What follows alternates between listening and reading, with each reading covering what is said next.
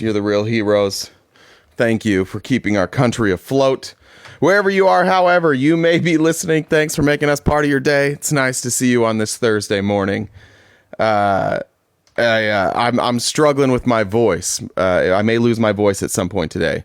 I was cracking like a pubescent teenager this morning. It may happen. I fully expect to be made fun of, and I'm looking forward to it. Good morning. I also wanted to say, well, maybe I'll wait. Thank you guys for getting those likes up. I'll bring it up again. One of the coolest things about hosting a live every day, and specifically in a really, really big country, is that you meet Handsome Boy inviting me to join their live. Thank you, Handsome Boy, but no thank you.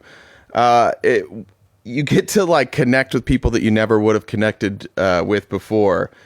My favorite Netflix series, probably of all, Goat Dope. I'm going to go for. Hey, Goat Dope. Just let me know if you're opposition. I'll bring you up once Felice gets here. If you're op, just say it in the comments, and I'll bring you up here in just a minute. But my favorite Netflix series, and this is awful, but is Last Chance U. No, wait, hold on. I knew you would say that about the hoodie. This is a hooded T-shirt. I may leave the hooded T-shirt on. Maybe we'll go hooded today, like dark RTP. Let's see if we keep the hoodie on today. Anyways, Last Chance U, one of my favorite Netflix series, and I don't remember how this came up, but somebody is a student at Independence. They don't want their name because it's a pretty conservative community. But somebody's a student at Independence Community College, and they had messaged me when I had talked about Last Chance U before. If you haven't seen Last Chance U, it's horrific. It's painful to watch. It's like this. It's these junior colleges.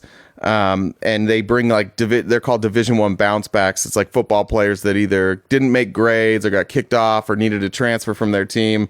So they go and they spend a year at a junior college. And this is in Independence, Kansas. Anyways, we mentioned it, and then I got this in the mail. Oh, you can't even see it. This is a hat from Independence Community College. And I just wanted to say thank you for that. That was really, really cool. RTP is why even Biden wants to ban TikTok. Goat Dope, once again, I don't know if you're opposition there. Did anybody, Jen, have you seen in the comments there if Goat Dope? And Felice, good morning. Hi, can you hear me? It did it. Hold on, let me undo. I know, I figured. I don't get what that is. There we go. That's it. I don't know either. What that is. Can you hear me now? Loud and clear. You sound lovely this morning. All right, he is opposition. Thanks. Well, we're getting right into it. Good morning, Goat Dope. Hey, how are you? Good. Good. Hey, man, I need to tell you something. Me or Felice? Well, the host, you, yeah. Oh, we're both the host. That's why I asked. Okay. Yeah, what's up? Nah, I'm actually not opposition, man. Son of a bitch. I just came here to say I love your show, man. I appreciate it. Show, and I just, that's all I wanted to say, man. What does your name mean? Does your name mean something particular? Well, GOAT. Greatest of all time, Dope 100. Yes, just yes. in general. I play sports, so greatest of all time is my quote, and dope is just like cool. Not the other meaning. Not the other meaning. A lot of people get it confused. Okay. But I like that you say dope. So I say that too. I was going to ask you that if you were a dope dealer. Yeah. Yeah, it just rhymes dope. So I just been having that for a couple of years, but no, I just came to say, man, I always watch your show and I just like your content, and I had to sneak one way in, man. So yeah, I appreciate it. Well done. Well, you did it. You did great. Thanks, man. All right. Have a good one. We'll see you. Have a great day. Felice, do you remember? We gotta do more days. We should have like a specific time a week. Probably Fridays is the best day where we do have like, non-opposition. Sometimes. Oh yeah, or Thursdays. It's usually the day that we hate the most. But well, I agree. I do agree. Well, no, I would say it's Thursday night is when the nervous break. I have nervous breakdown, and then Friday I'm like, okay, like I just have to like make it through, and then it's the weekend. But Thursdays there's a lot of news though. I find like sometimes I feel like Thursdays are bad, but then there's a lot going on. It always seems like Thursday news is like the heavier news too. I don't know how that works out, but it seems like always on Thursday it's some sort of heavy news.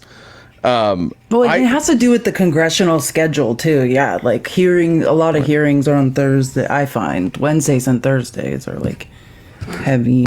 Anyways, well, we're here. We made it. I'm wearing a hooded T-shirt today. I mean, how do you feel about the hood on? Is it like, can that be my brand now? I feel okay about it, yeah. I feel okay about it. I just wanted to say, guys, thank you so much for people that have sent me such kind messages. Like, I didn't mention it yesterday because I just wasn't in a place to, but you guys just don't know how much I appreciate, like, the support. Not to get into my childhood, but when I was younger, like I had to always pretend things are okay. Like that was the goal. Like it was like a nightmare at home behind closed doors. And then it was like when you left that house, like you changed and you pretended or you were in a lot of trouble. So sometimes it can seem like I'm fine and it's that's not really the case. I just have like been trained to like wear a mask. So all of the support that you guys have given me has just meant the world. And literally, I'm not gonna cry, but probably like some of the hardest couple weeks I've had like on the internet ever. So thank you guys so much.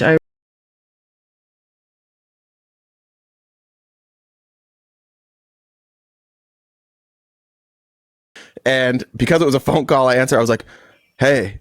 I think that's the sound of your voice. I had immediately like my heart started racing. I was like, "Wait, what is happening?" She just goes, "Huh, I didn't mean to call you." And then we figured out that it was an emergency, and that hood's driving me nuts. That it was actually a nice little moment we had yesterday. But that's anytime one of us calls the other one, there's a sheer panic on the other end of the phone that answers, "Hey, what's wrong?" Especially this week. Especially this week. Especially this week. It's been a terrific week. It's been weird as happened. Amazing times. Actually, it really has. Like the thing is that's good about bad things happening is it just shows you, number one, like for me, I kind of touched on this yesterday, but like what I'm in a very deep like healing process, and what it's realized for me is like I don't need to do unhealthy things. Like I don't need to dissociate. Like I can just be present and go through like something unbelievably hard and survive it. And also it just shows you like who's there for you when things are bad. You know, it shows like who your friends are, who your family are, like where your time is most valuably spent, and like that's here with you guys. So thank you so much for showing me that. Yeah, that's a good point. I think that for a lot of us who come from conservative, high demand, religious backgrounds, or just high demand parents, that's a good way to put it. High demand. Yeah, like you come out of that, and it's difficult to find like people that you trust or people that you feel safe around. And I think that's like they better not ban this fucking app. But like that's one of the nice things about TikTok is that like there's just a bunch of us broken people who find each other, and we all watch horrific things on the daily together, and then we just get through it. We just talk about it, and it's anyway. It's been a good place. The Discord especially has been awesome for me at least. Like I can go there. Think about banning TikTok. Like that is the thing about the algorithm that I'll say. Well, there's two things for me about TikTok. Number one is the education. Like nowhere in my life. Like I didn't, you know, people say like, what's the point of college? I do actually agree with that. It teaches you how to learn, not necessarily, I wouldn't say you're learning like extreme amounts of things. Most of the things I have learned on my own. But like TikTok gave me the most intense education like I've ever gotten, especially for free. So I'll always be grateful to TikTok for that. But number two is like, the algorithm, just like what you're saying, I would say the second most valuable thing it did for me was find my people, like just like exactly what you were saying, like people who truly understand me. Never in my life, going out wherever, to bars, to concerts, to wherever, have I met people that ever understood who I was until this algorithm. So yes, I will probably defend it until the day I die. Yeah, it's weirdly like as awful as some of the things we see on here. It's like weirdly kind of a safe place for people because you can just like be as much as you want to be. I mean, like you can give as much of yourself as you want to. Nobody really knows you. You don't have to turn on your camera. You can use some. It's a tough place if you get catfished. Sometimes you don't know who's on the other end of that account. But yeah, I agree with that. I think that's what's beautiful about TikTok, is I think it gives a lot of people an outlet with whatever comfort level they're at, right? Some people can just sit there and listen. You can talk shit in the comments, whatever you want to do. Yeah. So don't ban TikTok, government. Don't do that. Well, let's talk. Hey, so that's the other reason I was a little bit late, is I was waiting for a TikTok to upload. Like Rand Paul, God, it's so, don't get me wrong. When you're our like guy, far left and far... friend of the program, far Rand left, Paul. Yeah, far left and far right, like occasionally our beliefs do intersect. And like I was it's not good to watch Fox and Friends in the morning. It's not good for your health. But I did turn it on this morning, and Rand Paul was going to bat for TikTok.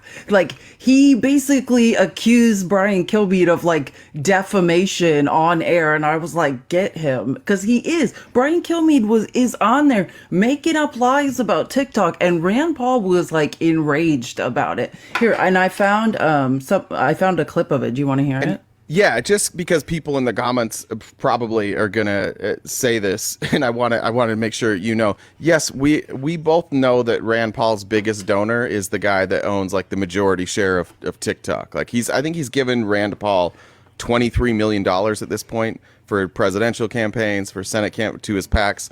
So like Rand Paul may just be incentivized for his donor, but he's making good points. He's not making a First Amendment argument. He was more or less just, Brian Kilmeade is lying, and he's just like, what are you talking about? Yeah, he's more taking it from like a non-libertarian standpoint, but I just appreciate him even going to bat for him. And yeah, and also Ron Filipkowski said something this morning that applies to this too. Like he was just like, there's this tendency also, like when someone from a Republican is doing something we agree with, and we say like, oh, Rand Paul's going to bat, and then like a million people will point out, but he's a bad person. It's like, we know that. Yeah. Saying in this one instance, Rand Paul and our ideas align. I didn't see this yet. This is news to me. I've had But yeah, it literally just happened, and I was like, we went to Costa Vida last night. My daughter loves Costa Vida, so we went there last night, and it has wreaked havoc on me. All of the food looked different than normal. I don't know what happened last night, but it's been a rough morning for me this morning. We spent a lot of time in some closed rooms. They've offered and actually have transferred most of their data to Texas to an Oracle cloud, which they have review of the data by Oracle to make sure it's being controlled here. They're offering to go through what's called CFIUS. CFIUS is a procedure where foreign-owned government countries are trying to work to have American boards. They've also worked this is the fundamental. I know about the Texas project, and I wish it was effective, but it isn't. We put $1 billion into it, or they did. But he could not assure that Brian, that's your opinion. That's your opinion. No, nobody thinks the Texas project. Nobody thinks. Let me finish. Nobody thinks the Texas project is up and running and is effective. I do. So the thing is when you say nobody believes that it is. It's like, well, I do. Let me just finish. They could not answer. The CEO would not assure that Beijing would not have access to personal information for 170 million Americans. And their news feed, which is number one with young people. It is true.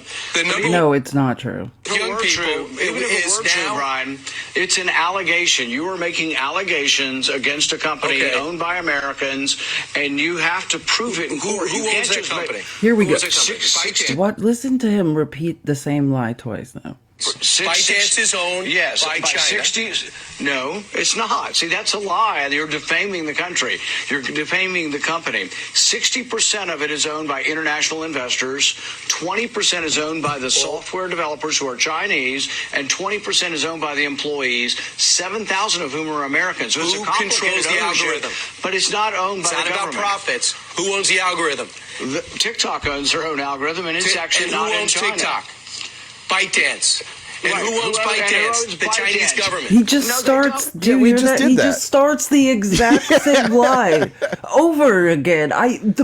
Fox is the most Guys, this is a news organization. They just have lying. Yeah, they have access to like good data if they want it. They could a quick Google search could tell you who owns TikTok. I think it's based on like one allegation, isn't it? Of TikTok. The only one I've heard of is there was like a whistleblower that said the CCP accessed data in 2018 through a back door. Like they got to a TikTok employee. Is there something I'm missing there outside of that one accusation? I don't think so. Okay. But to say that like a company, just to be clear, to say like a company is backdoored multiple times, probably a month, like that's people's jobs. I know you're laughing, but that's what it's literally called in the tech industry. Like if you want to use the technical term or what it's called jokingly, like they pay people to backdoor them. That's what white hat hackers are. That's literally their job, is to break into the company, and then they're paid by TikTok. Like that's a career path in the tech industry. You backdoor tech companies and then you show them how you did it and you collect checks for it. I'm just saying that's the truth. So like to say it's not weird that that's happening, that's a capitalistic industry. That's correct. That is correct. I did pretty good holding it together. I don't remember who it was that was questioning the ByteDance CEO that kept like saying like, "Are you a member of the Chinese Communist Party?" It's Tim Burchett, isn't it? Is it Tim Burchett? It might be. And he's just like, "I'm from Singapore." He's like, "Yeah, I know, but are you a member of the Chinese Communist Party?" He's like, "I'm not Chinese. I don't," like he kept having to, I don't think the guy, was it Tom Cotton? Yeah, it was Tom Cotton. Thank you. Oh, Tom Cotton. Yeah, kind of the same thing, right? Yeah, But he's from they're Arkansas. all the same. He couldn't figure out that Singapore and China weren't the same place. So I've had a lot of people ask. You convinced me yesterday that it's not going to sell. I don't think it does. I'm not trying to say it won't. Like, I just want to be clear. I just think what's about to happen in the Senate is going to be very ugly. I was kind of doing a little, just reading a bunch of articles last night about it. There are so many senators already in opposition. The progressives are against it, and the person in charge of the foreign intelligence or not foreign intelligence, what is it? Is it commerce? I can't remember. I'll look up the article, but is against it. They want to at least amend it or change it. So yeah, there's so many problems. It's going to be very difficult to get that bill through in any real way. And then like what Rand Paul was saying is that then come the lawsuits. That's what I was saying yesterday. Like you can make all sorts of allegations, but that company also can then try to defend itself in court. Like, yeah, I think Mike Lee also is in opposition. Is that right? is he? I'm pretty sure. Sometimes I'm confused about Mike Lee. Like I didn't know. It's like Mike Lee is a confusing person. He's a libertarian. If you're a libertarian, Is he a libertarian? Because I get confused that's what he calls about himself. Mike Lee. Yeah. Yeah.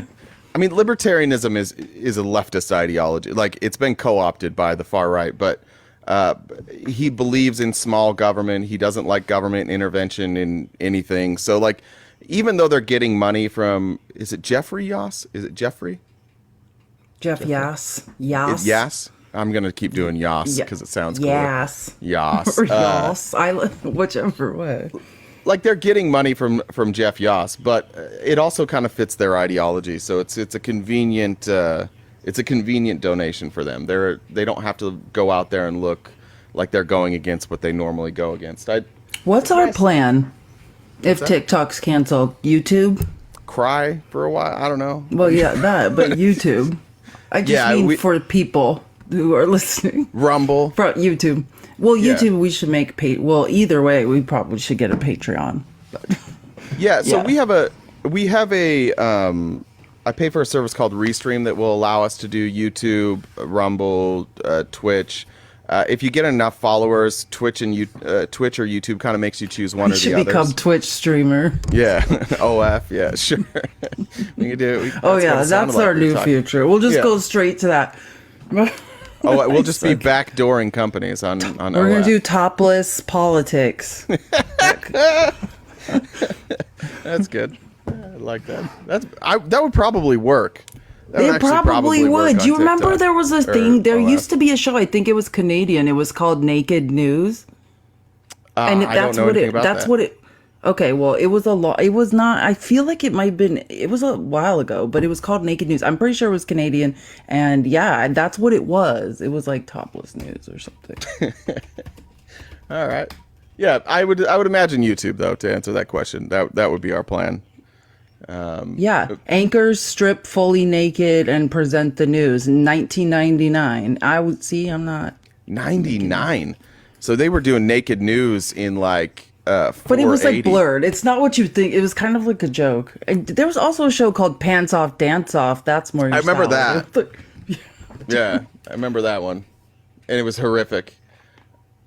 You remember the guy that Trump, this is a side note about the TikTok thing. Remember how I was saying that I was reading a book about how capitalism is already over and we've moved to techno-feudalism, which Yeah. is basically the only true capitalists now own the marketplace and are charging a fee to enter the marketplace, which is, flies in the face of free market Yeah. capitalism. So forcing a sale of TikTok is forcing a sale of one of the last and most successful marketplaces to people in America with a lot of money. And guess who? What's his name? The guy who had no business being named like treasurer under Trump, and he was like a Goldman Sachs. He was like a gold, and Mnuchin? Yes, Yeah. I saw him this morning on like CNBC being like, I'm putting together a group of people to buy TikTok. Like, of course they are. Like, of course they are. Look, you do not want right wingers to own TikTok. I think I brought this up yesterday. Yeah, that's what I'm saying. Very scary. Yeah. No, Steve Mnuchin. There's a clip of Joe Rogan recently where he's like, imagine how bad the world would be if we didn't have Twitter. Where like Twitter has kept the truth alive. And I'm like, what the fuck? Like, how did we lose Joe Of course he would Rogan? be saying that. But yesterday, and I sent this to you, and I think the interview is going to be released tomorrow. Don Lemon had made this deal with Twitter where he was going to broadcast his show on Twitter. crazy. And he was heavily criticized for it. They're like, you can't go to Twitter, not for Elon Musk. He's like, fuck that. Like, I think it's where I'm going to get the most views, and it's a view that you're not going to see on Twitter. It's not going to be promoted on Twitter as much. So, like, I actually agreed. And you own your own means of production or distribution. Do you know what I mean? Like, well, Yeah, in X, theory, sorry. except for not really. Do you know what I mean? Yeah. Well, Like, in theory, I'm just saying, like, to cut out your employer, I see the value there. Like, Well, they- you yeah, never they cut again him gonna out have first. to. Well, that's what I mean. Like, you're never again gonna have that, because what I see the value of what we do every day, Jay, is like we being able to decide the content that you speak about is a huge thing in politics. Like on CNN, you're not able to decide what you speak about. Like they direct it. So for that reason, it's a benefit, but you're not even allowed. Anyways, I didn't let you finish what happened. So that's okay. So as his first interview, Don Lemon interviewed Elon Musk, and Don Lemon, you can watch this on X or on YouTube, but Don Lemon's like, yeah, it was a good interview. Like I pushed him on some things. We talked about SpaceX. We talked about his acquisition of Twitter. We talked about his political views. And before the show even aired, Elon Musk has canceled his show. Let me just read what Don Lemon said. He said, Elon Musk has canceled the partnership I had with X, which they announced as part of their public commitment to amplifying more diverse voices on their platform. He informed me of his decision hours after an interview I conducted with him on Friday. That interview will remain the premiere episode of The Don Lemon Show, Monday, March 8th. Okay, so Monday. Elon publicly encouraged me to join X with a new show, saying I would have his full support and that his digital town square is for all. He and his team pursued the deal in numerous conversations and made significant commitments about the support X would provide for the show. I made the decision to work with them in a unique partnership that I believed would ultimately assure that my work would be available to the most people in the largest possible venue. I took Elon and his management's team word that they, for the first time, were interested in working directly with new and diverse voices. I like that part. Never take Elon Musk at his word, or any of these people. There were no restrictions on the interview. He willingly agreed to, and my questions were respectful and wide-ranging, covering everything from SpaceX to the presidential election. We had a good conversation. Clearly, he felt differently. His commitment to a global town square where all questions can be asked and all ideas can be shared seems to not include questions of him from people like me. Our conversation will be available on YouTube, wherever you listen to podcasts, and X. This will be just the first of many episodes. Anyways, so one episode in, he sits down with Elon Musk, and Musk gets his fifis hurt. I'm assuming he talked about the allegations with Matt Taibbi, that he spoon-fed Matt Taibbi that story. There's some new SEC stuff that's about to drop on Elon. I'm not sure what the anger was about, but Elon Musk is not a free speech warrior. And this is what's driving me nuts about the current state of just the current state of people who believe conservatives. Like, conservatives are not free speech advocates. Elon Musk is not an advocate for free speech. He is amplifying ultra right-wing talking points and stories on X, and you cannot grow. I had a tweet the other day that had something like 400 or 500 retweets. It was like one of the most, 0 new followers. None. The stuff is never amplified. In fact, the only way to get any traction really on X right now is if you go into like right-wing Do you circles. pay? Do you subscribe? I canceled the subscription, but I still have a blue check mark, so I don't know what's going on. I don't know. No, I'm just curious because I definitely think, like, first of all, you definitely have to pay, and then, like, I agree. It's interesting. I mean, he didn't used to be this way. Like, I do like what Marcus Hutchins says about him. You know, that he is the ultimate single male gamer, like, who doesn't have people to reality test, but because he's a billionaire, like, no one says no to him. Because I remember, like, do you remember when Obama was president, and the whole what's the guy's name that was stuck in the Ecuadorian embassy in London for like years, the Australian, I can't remember his name, that's people sent documents to, the whistleblower. Jesus. Yeah, I can see his face.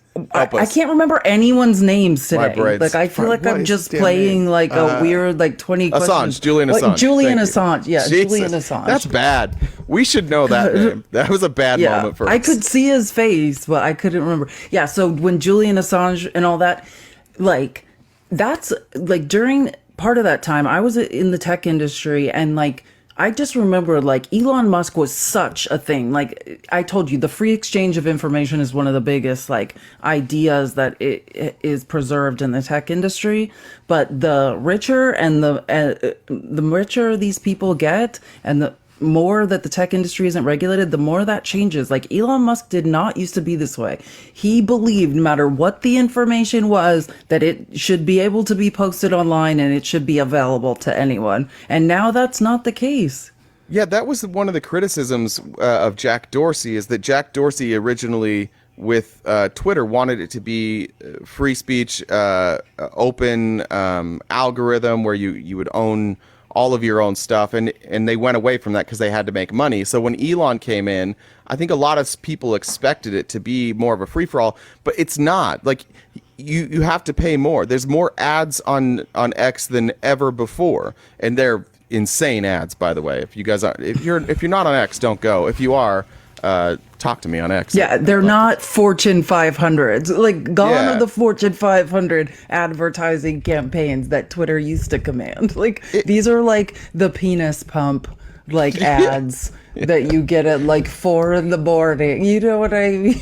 Mine are, I don't know why the same ad every single, like on every time I'm scrolling I get the same ad, and it's a adult toy.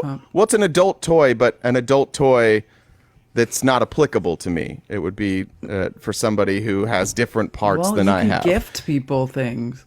Yeah, I'll see. But Elon Musk turned it into like Reddit with 300%. It is more like ads. Reddit. It's trash. It's even.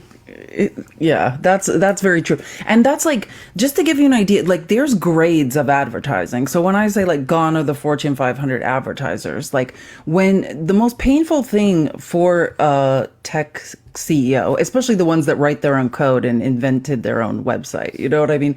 To have to litter it with ads, right? When you have to monetize, they see it as selling out. Like they're beautiful, clean, user-friendly experience that everyone loves. Like imagine when TikTok first was, before all the ads, before TikTok Shop, when we were all just like, this is the most amazing thing we've ever seen.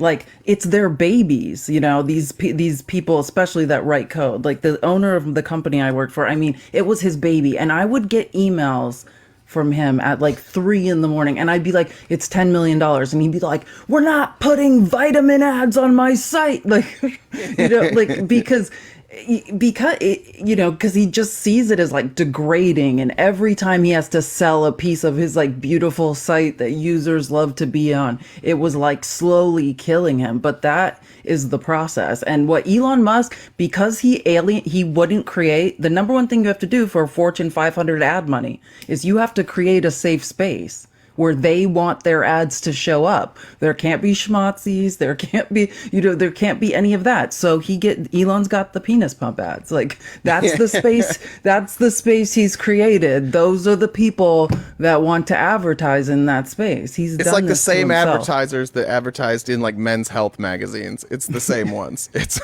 not just like, and they'll Men's use health is a little better. Print advertising is expensive. Don't sleep on print advertising.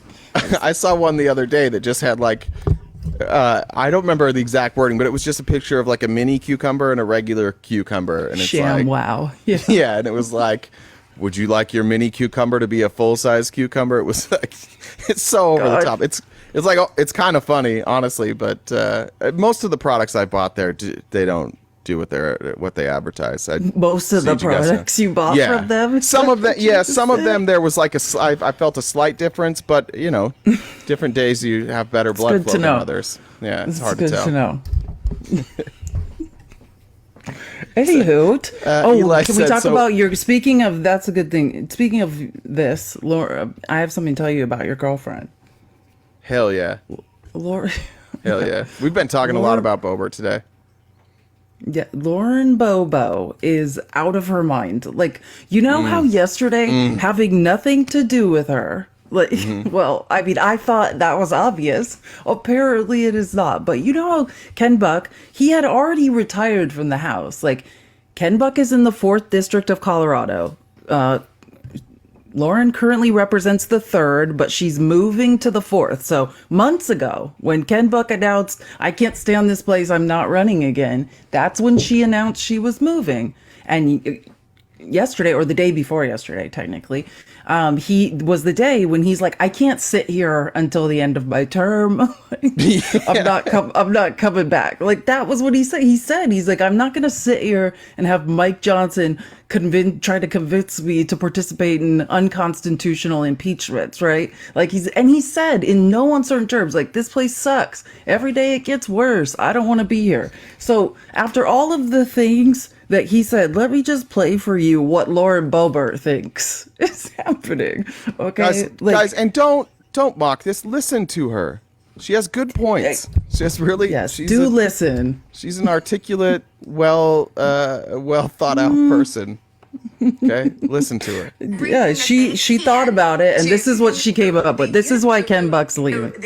So the Uniparty is trying to do everything that they can to stop my candidacy, to rig the election in Colorado. And, this is breaking news as of yesterday. Ken Buck's announcement yesterday was a gift to the Uniparty. The establishment concocted a swampy backroom deal to try to rig an election that I'm winning by 25 points, forcing an unnecessary special election when the same day as the primary election in Colorado. And this will Yeah, that's when you do it. voters and Yeah, you mean I like mean, sorry. what just happened Good in point, California? Lauren. Good point, Lauren. Yeah. She's onto something. She's figured it all out. voters, and it will re-election in Colorado. And this will confuse voters, and it will result in a lame duck congressman on day one and leave the 4th district with no representation for more than 3 months. This is absolutely unacceptable. I believe that this is selfish. We already have this extremely razor-thin majority, and now Ken Buck has... So do you see what she's saying? Just before we finish, right? Because it gets harder. I heard swampy back she's door. saying like she's assuming she wins, right? Which, first of all, we don't even know those people want her. But she's saying like I'll be representing the 3rd and the 4th for 3 months. Isn't that essentially what she's saying? Yeah. Yes. Yeah. Which is like, Also, where's no she one getting even this- knows if they want to elect you. Like, what are you talking about? First of all, I would like to offer to Miss Bobert that I'd take her on a date to the swampy back room that she's The talking swampy about. back door. Yeah. Kiki, I see you. But I don't know where she's getting these numbers that she has a 25% lead. 25, yeah. I don't see that anywhere. I see her with a small lead. That's of all the outrageous claims. I mean, yeah, I'm not surprised that that's turning out to not be the case. It says like, so the last poll I see, 32% of the people say they plan to vote for Bobert, 49% indicated they're undecided, and 19% are choosing from the other 9 candidates running, which will obviously narrow down. The problem, listen, Lauren, if you're listening, the problem that you're going to have, and I mean this with all due respect because you know how I feel about you, but the problem that you're going to have is that you're going to have to debate, and that's not going to go well because you don't know what you're talking about. And so, Oh my gosh, we should fly there and go to the debate. You can meet her. I mean, I'm sure I'll be there. I'm sure I'll be on the front row. Yeah, you'll probably be there. I'll fly there. You'll probably already be there. She likes Democrats. That's that she goes to musicals with. We She do likes know Democrats. that. Yeah. Democrats from She said Aspen. 25 points, not 25%. Yeah, I don't think is that a 25? What is she basing that off of? Even then, there's no 25 point. I don't know what she's talking about. Yeah, she she knows. definitely She's said probably points. right. She's always right. She probably knows what she's saying. said that he's resigning next week on March 22nd, and the 4th district will go 3 months without a voice in Washington, D.C. I believe that Colorado's 4th district deserves better. I will not further imperil Can we the pause it real already quick? very slim House. What does Yeah, she it does, think- and that's not you. What You're does not she- better than Ken Buck. You are out of your mind. What does she think the role of the person who wins the special election is? Like, why does she keep saying they won't be represented? That's what the special election's for, so that they'll be represented. She's saying, like, she's assuming it's her, that she's winning, and she's saying, I will still be representing the 3rd for 3 months, while... Isn't that she's what not she's saying? Yeah, but she's not running in the special election. Yeah, I don't know what she's saying. I don't know what she's saying. She's not running in the special Well, now election. you've confused me. I thought she was saying... Well, she's confused you. No, because like, okay, well, I was I don't thinking, think she you know understands how- what's happening here. Well, okay, well, you know, is it, like, you know how what happened in California with the Senate? Isn't that what's happening? Yeah, but she's not running. She's not running in the special election. So I don't know if she thinks that she's going to get appointed. And maybe that news just broke today. I saw it. Or wait, or is she saying like Ken Buck's, because she said she just said he's retiring on March 22nd. Is she saying 3 months from March 22nd until she's probably saying 3 months from March 22nd until whenever the special election is. Is that what she's saying? Maybe that's it. No, that's the day of the When is special the- election, isn't it? Listen, let me just, because she just said this. She Maybe just we're said all he retired. confused. Yeah, now I am confused. Here, wait, hold on. We already have This is absolutely unacceptable. I believe that this is selfish.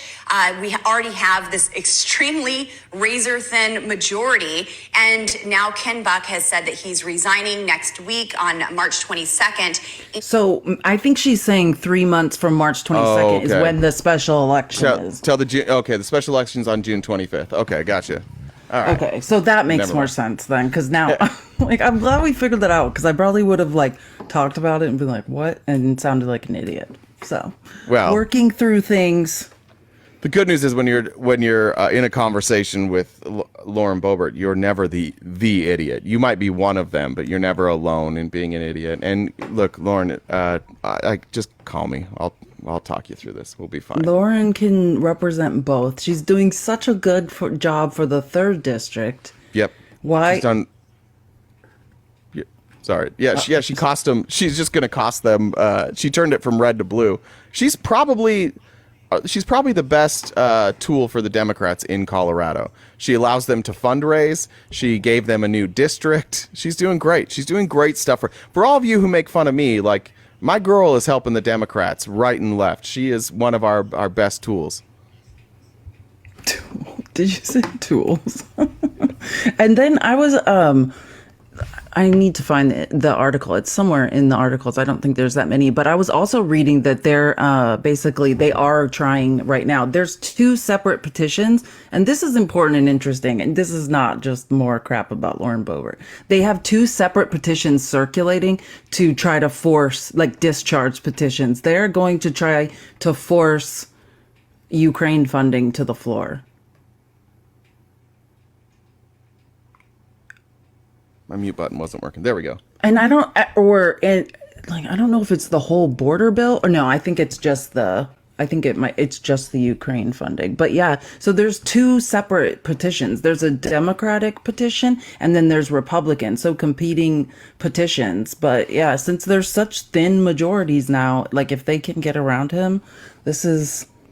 Yeah, this. I didn't think it was going to come to this point, but this is where we're at now.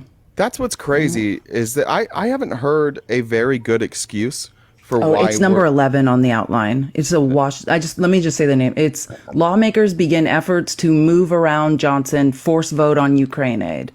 That's Washington Post, if anyone wants to look it up.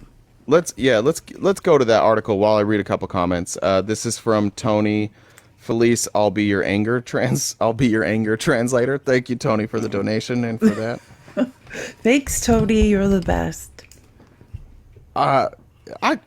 Felice doesn't have too much of a problem sharing her anger outside of this app. She's pretty good at it, I think.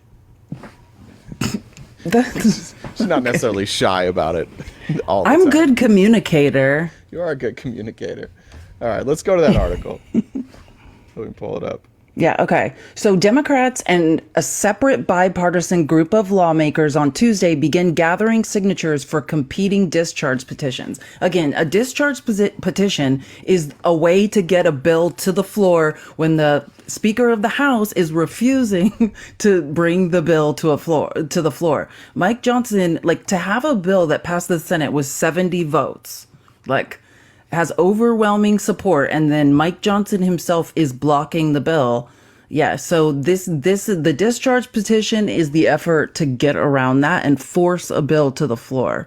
So it looks like the Democratic discharge petition, which is led by Jim McGovern, the gentleman from Massachusetts, has 100. I love Jim McGovern. Has 180 signatures from the caucus as of Wednesday evening and would advance a national security package the Senate overwhelmingly approved over a month ago. Okay, so that's just the security package. Believe that large numbers. So Democratic leaders believe that large numbers of signatures compiled in less than 24 hours shows that Democrats would provide significant votes for Ukraine funding if Johnson were to put it on the floor.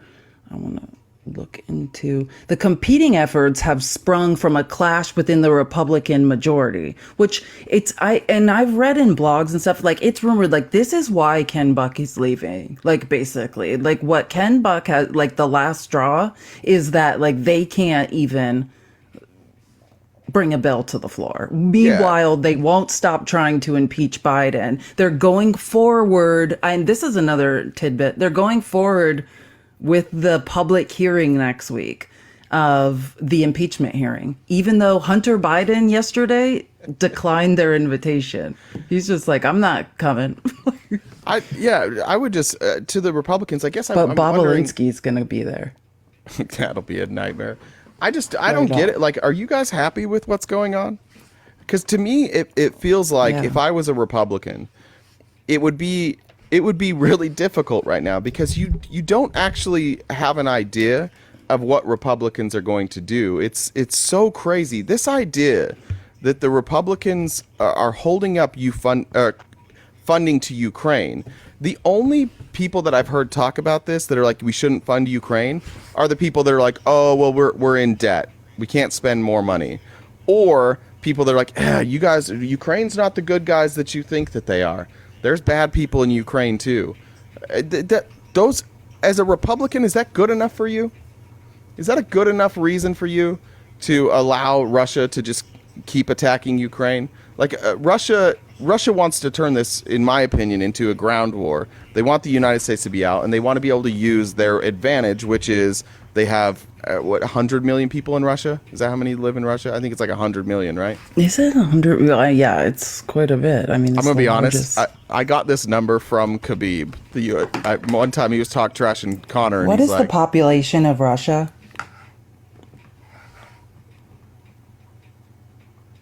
I don't know what. Yeah, I think it's 100 million. Khabib wouldn't lie. It's 100 million. I didn't know that, but yeah, I didn't. I mean, for the landmass, that's not that many, is it? You know, isn't Russia the biggest land by land? Yeah, I mean, they're a third of the size of us. But this is the other talking point. They keep saying like, oh well, Russia's going to win. They have 100 million people. They're manufacturing all this ammunition right now. Like 143.4. How many? 143.4. Okay, even more than I thought. Yeah. I don't get it, Republicans. I don't understand why. I do not understand the opposition here. Usually we can decipher why you think certain things, but this one is weird. And somebody's going to have to give me a better reason other than when you look at all the people opposing it, they sure seem to have a lot of ties to Russia. These are the people that went on that little sightseeing trip to Russia. These are people who regularly get Russians parroting their talking points, Russians that are putting ads up against their opponents, PAC money that's coming from Russians. Like, you're going to need to give me a better excuse than oh, well, Ukraine's the bad guys or we can't spend money on this. I mean, what's the proposed bill for Ukraine funding? What's the total amount on the first bill they put through? I think, did I just read 93? I just saw that number. Led by Jim McGovern, 95.3 billion to assist foreign democracies. So that's, I believe that's Taiwan, it's Israel, and it's also funding. There's also billions of aid to Gaza, and then Ukraine. Yeah, Josh, it's good to see you here. You said it's too much. Like I get, yeah, that's a lot of money. But the question I'm asking is like, would you rather have Ukraine fall to Russia? Do you understand the issues that causes the global economy? Do you understand the destabilization there? Would you rather not spend that money and just have Russia run rampant through Europe? That's the part I don't understand. I understand that it's easy as a Republican to just oppose all spending and be like, we're in debt, so I oppose all spending. But is that the only reason? Is that the only reason? Like if a Republican wants to talk about that, we'd love to talk about it. Guys, keep tapping the screen. Let's get to 50K. If you would like to donate to us, please use this Cash App or Venmo. Write a funny message or a joke or an F. Mary Banish of politicians, and we will read them off periodically. We appreciate all your support. And again, any Republicans who want to discuss what we're talking about now or anything else, we are open to that. I think that the thing I hear Republicans missing, which, to be honest, it's not even anyone's fault because, like I've said, just as a teacher, it's a failure of education. Like the fact that you know, as somebody who has a degree in history, I really did not have any understanding of foreign policy until my junior like what I now understand to be foreign policy and tying that to the economy, probably until my junior year of high school, of college. Like there, even AP World History, you're not getting the foreign policy understanding that you need. So I think that's what's missing. It's not necessarily like, yes, there's the Budapest Memorandum and they did give up their nukes and we've agreed to protect them and we should keep our word when we make promises like that. But this is about the D-state, like people say America first. If you want the economy to remain stable here, then part of that is protecting Ukraine. And I think the fundamental misunderstanding of that is where we have failed Americans in terms of education. Well, it's the hypocrisy for me. Like, we can't spend money in Ukraine. We can't spend money, like, we want to eliminate Department of Education. We can't spend money on our children. We can't spend money to fix infrastructure. They all hated that. We can't do anything to raise the pay that teachers are getting, that our armed forces are getting, that first responders are getting, that the average American are getting. But what are we going to do, Republicans? We're going to cut taxes. The thing that funds the government, we spend too much money, they say. So what should we do? Let's bring in less money. That's your solution. It makes no sense, guys. Please, if there's a Republican here, make it make sense. Explain to me how you are going to cut taxes in an effort to save money, right? Explain that to me. We're in debt. You want to pay down the debt. I heard Donald Trump say we're going to pay down the debt. How the fuck are we going to do that if we cut taxes? Just someone explain that to me. I don't think that you guys think this through. And this is why I say specifically to Republicans that you are just like, you just parrot what you're told to parrot. Because fundamentally, this makes no sense. This was part of the exit for me out of the GOP. Like, in no other scenario would you look at a business, right? Like, let's say it was your job to go in and fix a business, and you get their books, and they're like, all right, we're spending too much. And they're like, okay, well, what are your revenues? How are you bringing in revenues? And they're like, well, we're selling soda for 25 cents a can, and you're like, okay, well, everybody else is selling soda for $1 a can. Why don't we sell soda for $1 a can? And they're like, nah, we have to leave it at 25 cents. Okay, well then let's cut spending. No, we're not going to do that either. Right? Like, what's the plan here, Republicans? Just to complain? Is there really anything that you guys are doing? And why do you support it? Well, and I was just looking for it, but I can't find it. Trump rejects conservatism. He rejected it yesterday. And if you guys don't know that, like, he's literally saying, like, I reject it. The number one part of the ideology of Republicans, Trump rejects. And the problem with that is exactly what he's saying. Tax cuts are super great, cut everyone's taxes, but if you don't stop how much you're spending, that's what Chip Roy on Tuesday was screaming on the House floor. He was saying, no matter what anyone tells you, any of these people tell you, right, now that they passed the minibus and finally got off Nancy Pelosi's budget, we are still spending more than Nancy Pelosi. The Republicans are spending more now than all of the screaming they did about the omnibus. They're spending more. So yeah, that's what blows my mind. Like, guys, you are not fiscally responsible. Every time you guys have control, deficit spending goes up because you don't do anything about spending and then you cut taxes. You cannot call yourself fiscally responsible if you cut taxes and they're not offset by spending. But what's great for Republicans is the messaging that they've been given. They're saying, oh, well, we're not the reason that we're spending. It's not our fault that we're spending. It's the liberals. It doesn't matter. It doesn't matter if it's the liberals' fault that we're spending, which isn't true, by the way. But let's pretend it was true. It's still fiscally irresponsible to cut taxes before you cut spending. No matter whose fault it is, if you cut taxes while increasing spending, it increases deficit spending. The Republicans are not the fiscally responsible party. The Democrats are. The only fiscally responsible things to do are cut and then raise taxes, or leave taxes Cookie where they nibs. are and cut. even just said it. And the RNC is broke. You know what I mean? These are the people yelling about managing finances, and they're now going to funnel all of the last of their money that needs to be used for down ballot races, which is how the Republican Party consolidated power, right? By dominating state legislatures. That's how they got to where they are. They're turning away from it. Hi, Josh. Good morning, sunshine. How many geese have you apprehended this week? I got about Josh 2. has been busy on lives this morning. Josh is a star now. He doesn't need us anymore. No, I think making the rounds. So he's a I star. know you guys are gonna hate. I know. So I do have I think I have an answer though to your question. And yes, cutting taxes. People have to pay taxes, but I think we should have a flat rate tax. Like everybody should just pay like 17%. Like nobody should be getting taxes back. I just did my taxes yesterday, bro. I owe $3,700 fucking dollars. And for what? I've already paid like 17,000 on top of that. So, and now I got to freaking pay them more, $3,700, dude. When somebody is going to get a huge tax return, you know, and barely pay anything into it. I just think the whole system on it is screwed up. So why not? So if you recognize that, do you recognize that like the number one recipients of welfare are corporations and billionaires? Like, even if, like, why not just advocate that the 1% pay their fair share, close all their loopholes, make them pay their fair share?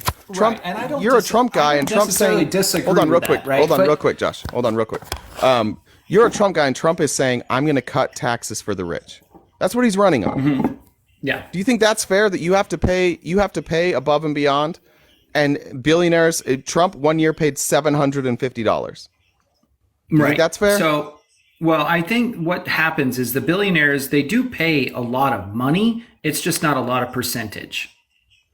Trump paid $750 1 year. It's about the percentage. But another year though. he's paid millions. I've seen some of his taxes. He's paid He millions. has. Yeah. He also got I think $20 million back as a refund. He also is paying more in other countries. Well, like there's something very wrong with an American business person paying more taxes in other countries than here. Right. But I mean, in our tax law, we allow this to happen. It's stupid. I agree with you guys that billionaires can write off all these expenses and all these losses and all this depreciation and all this bullshit. That's why I think they should just have a flat rate tax. But as far as raising money, I think... Can I ask a question about that then? Just clarifying then. If you recognize that, then why do you vote Republican? I vote Republican because I want to fucking pay less taxes, bro. I owe $3,700 in taxes. But they're not. They're not cutting your taxes. I made $140-something thousand, and I paid $22,000 in fucking, or way more than that. That's actually pretty good. Josh, you got to read Biden's new budget. You need to read Biden's budget. Just came out, Josh. You need to check it out then, because nobody, like the people who are paying more taxes are not us. Okay. No, well, I feel like I'm getting taxed to death. Like I do. I think the middle class has to pay the most amount of taxes. Like just the middle class is getting screwed on taxes. The rich people get off by not paying their fair share, but then the poor people, they're usually getting taxes back. They'll put in 3, 5, 6, 10 grand, whatever, but then they get all this money back. It's like, what's the point of that? I don't understand that. Because those are the people that need the money. The billionaires don't mean like this. This is the thing. Like it's backwards, Josh. Like I think that there's a level of like I'm cool with people paying no taxes. I don't like that people get tax returns, but the reason people get tax returns is our system is so fucked that we have to subsidize poor people by giving them tax returns, right? Like when you get to a certain level. But what if just the rich paid their fair share? I don't know if you know this, but income tax in this country, when it was introduced, it was only for the 1%. That was it. Nobody else in this country got taxed but the rich. So when we introduced income tax, it was because they recognized, and this was to go after people like William Randolph Hearst and Pulitzer and the Rockefellers, people who were becoming monopolies, and they were elevating far beyond like just regular rich. So they put the tax on them. The problem with capitalism is that it can get to a place where we're at now, where certain people own way too much wealth and it doesn't circulate anymore. So originally taxes were only meant to make sure that everybody was taken care of. So I don't care if poor people never get taxed. I don't care. It wasn't ever intended to be that way. But my problem with Republicans is you guys won't go after billionaires. It makes no sense.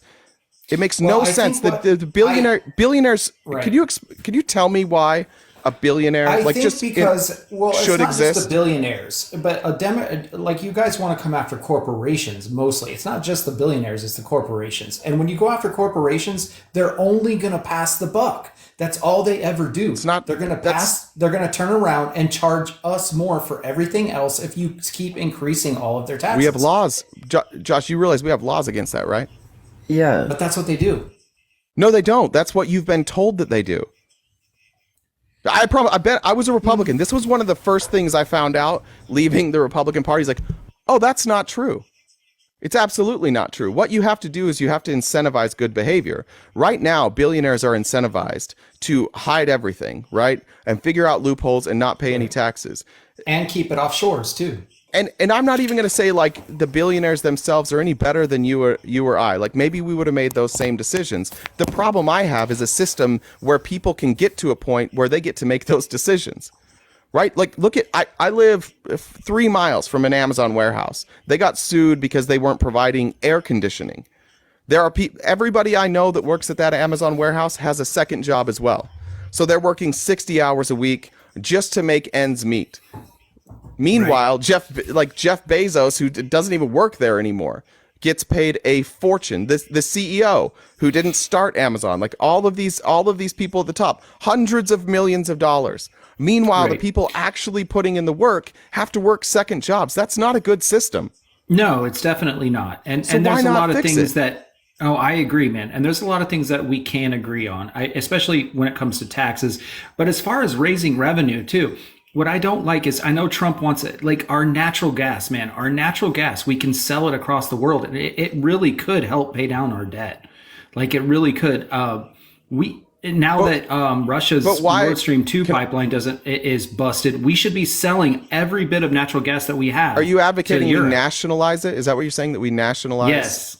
Yes. Well, that's a very left-leaning policy. I'm with you. That's socialism. Yeah. That's socialism. That's socialism. I'm with you. Well, that's I'm just saying that we should be. Happened a long time ago. We should be selling it, and we should be paying down our debts with it.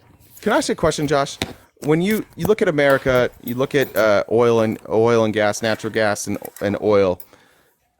Why do we give ownership to those resources to like oligarchs?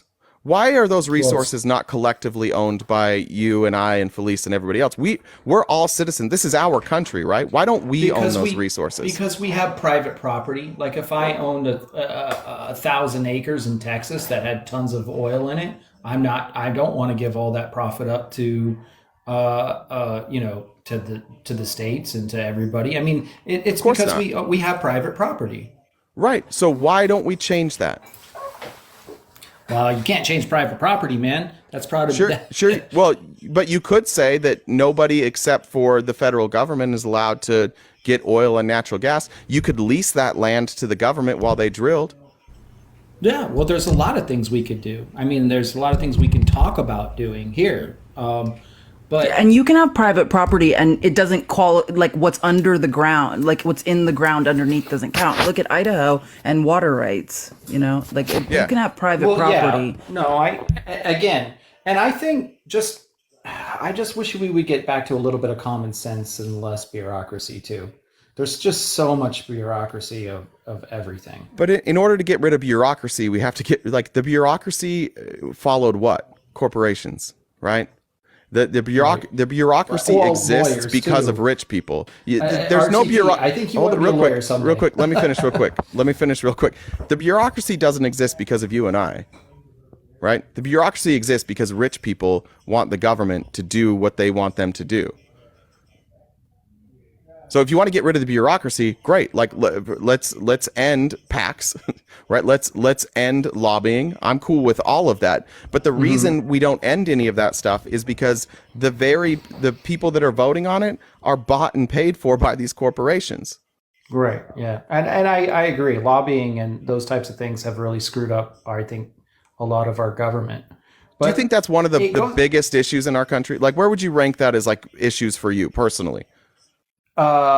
Basically how the lobbyists control Washington, D.C. Yeah. I would rank that as one of the top 2 or 3 major concerns that we have in our country. So why are you voting for Republicans then?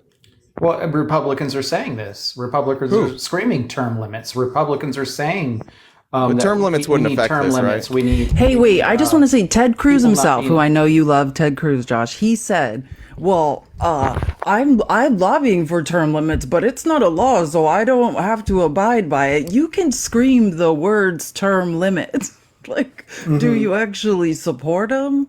You know, look what everything the Republicans have said. Oh no, no, I'm not. I don't mean you. I'm saying Ted Cruz, for instance, is an example of a senator who's like, "Oh, we need term limits. We need term limits." And they asked him. I think it was Jake Tapper or someone who asked him, like, "Well, why don't you abide by if you believe so heartily in them?" And he's like, "Well, it's not the law, and they believe in term limits hypothetically." Well, I mean, I think it just needs to be implemented. And that's another thing. I think right now our government needs a big change, a big shakeup. And that's part of the reason I'm voting for Donald Trump, too.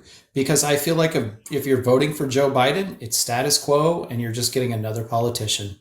Wait, Trump exacerbated all these problems, though. Trump refused to go after corporations. He gave them tax cuts. He might have exacerbated, I agree. but he also woke up a lot of people to the problems. Just let me finish real quick. I understand what you're saying. Like Joe Biden, status quo. I agree. Like as far he's a moderate Democrat. He's a neocon. Like he hasn't made radical change. I agree with you there. But this argument doesn't make any sense because Donald Trump is going to exacerbate the problem again. He told us he's going to. He will do nothing about term limits. He will add more corruption and he will give these billionaires tax cuts. Status quo in this scenario, the status quo is better than Donald Trump. That's where we differ. I don't agree with you. You don't agree that Joe Biden advocates going after raising taxes on the billionaire class, trying to raise more revenue, trying to lower deficit spending? There's a 25% minimum tax in his new budget. This is the budget that came out last week. There's a 25% minimum tax on the wealthiest 0.01% of Americans, which includes those with wealth of more than 100 million. Yeah. And we're raising the corporation. What is the corporate tax right now? It's like it's pretty high. It's like 27. No, it's not. It's one of the lowest in the developed. I thought it was really. I it's thought 21%, and he wants to move it to 28. Okay. Yeah. Yeah. So he wants to move it up 6%. 7, but that's well, okay, and not increase our tax and not increase our taxes at all, which is important. We don't need to pay anymore. There are people by percentage who are not paying their fair share. Most I've paid. This is the most I've ever paid in taxes, but it's also the most I've ever made. So I don't know what to say. But the tax cut. Well, that happens. The tax cut that you got under the Trump administration, Biden is advocating that he make that tax cut permanent. So that means that the next person that comes in can't change your taxes, Josh. Biden is actually advocating for you. Your tax cuts are that Donald Trump set up tax cuts for you that are going to expire. Biden's saying, no, let's make those permanent. And then he's saying, who we really should tax is the rich. We don't want to tax Josh anymore. Like that's stupid. Let's go back. Let's keep these tax cuts permanent. Yeah, it is stupid. Stop taxing me. Yeah, see, this Joe Biden's there for you. Dark Brandon is your friend. I've paid taxes for a lot longer than Joe Biden's been in office, my man. Well, listen, but specifically, who is protecting the middle and lower class from taxes? It is Joe Biden. Like the tax cuts we have now under Trump are sunsetting just for the middle class. right, in 2025. Like, he designed it that way. He was thinking the minute I leave office, like, he was thinking he'd be reelected, and so these are sunsetting in 2025, but not for the 1%. Theirs are in perpetuity. They get to keep their tax cuts. Just think about this, Josh. Does the amount of money you make now, let's say you were making that amount of money 8 years ago. It's more money 8 years ago, right? Oh yeah, significantly. Sure. Yeah. And things, I think we all agree things are getting more expensive, right? Yeah. Yeah. And billionaires have never, like, the wealth gap between even the millionaires and the billionaires never been bigger, right? Wow, it's growing. One of the things, like, even the Cato Institute, who's an ultra right-wing think tank, they showed, like, they went through the revenues. When Trump cut taxes, the corporate tax rate from 35% to 21%, which, by the way, Biden's advocating to go to 28%. That's still 7% lower than where Trump took over from. What we saw is the 30s, though, wasn't it? It was 35. It was 35. It was way and he cut higher. it to 21. Yeah. So what Josh, just mute while Jay's talking. Hey, Josh, mute sorry. while Jay's talking because it's just a little loud. Thanks. And guys, tap the screen. Let's get to 70K.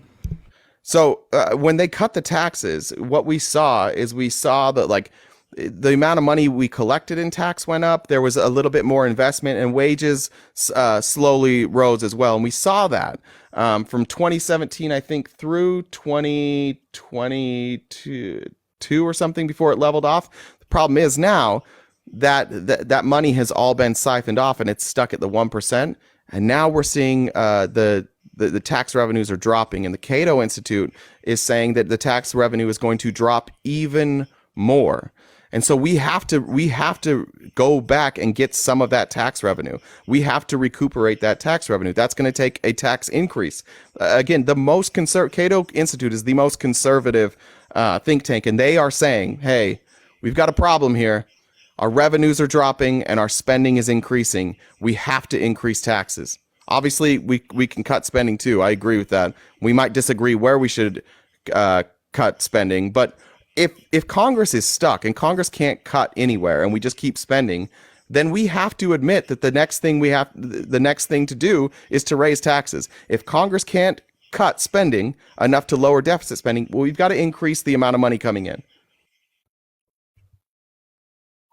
I would be all for cutting spending. I mean, we spend way too much money. Before we raise any taxes, the federal government's spending needs to decrease at least 10%.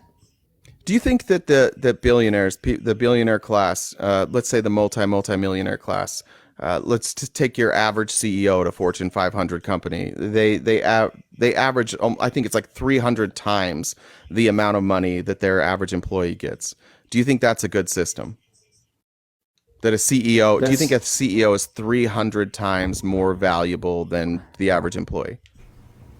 Do I think it's fair?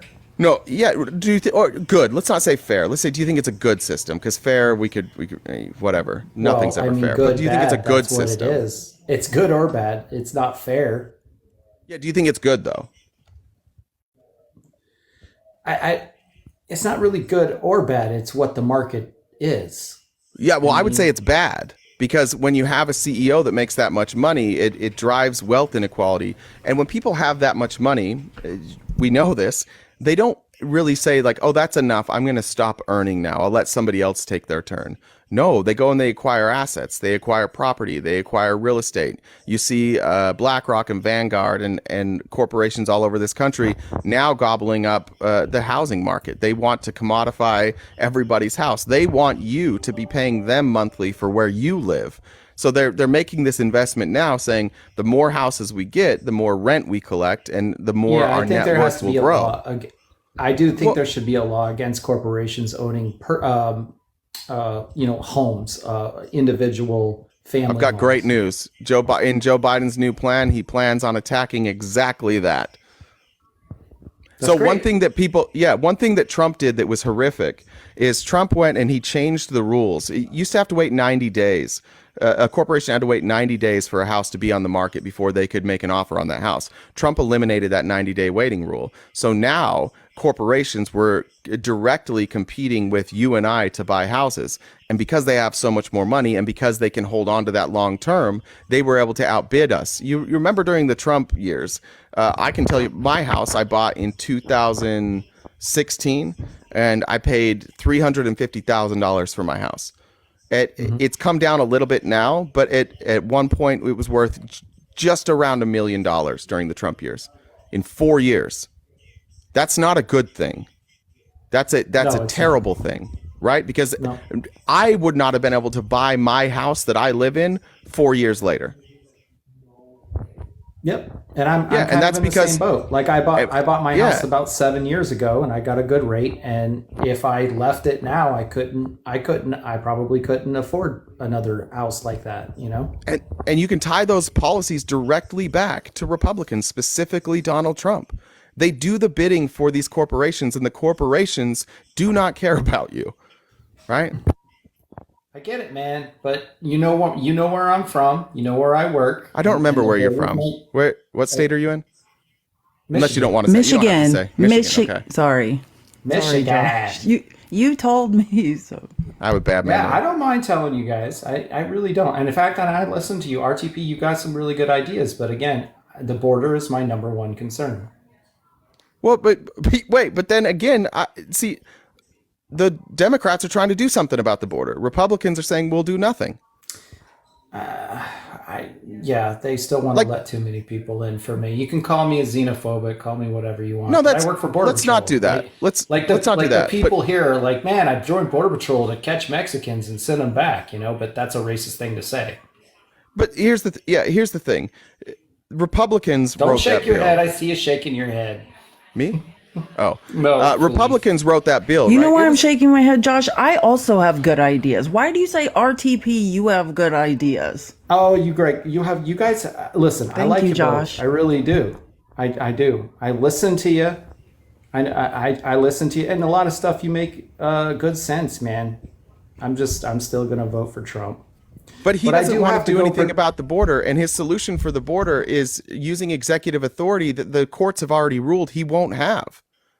Unless we have another COVID pop up, if we have another health emergency, but the courts have already ruled because Biden tried to use that same authority, and the courts are like, no, you can't use that authority unless there's a health emergency.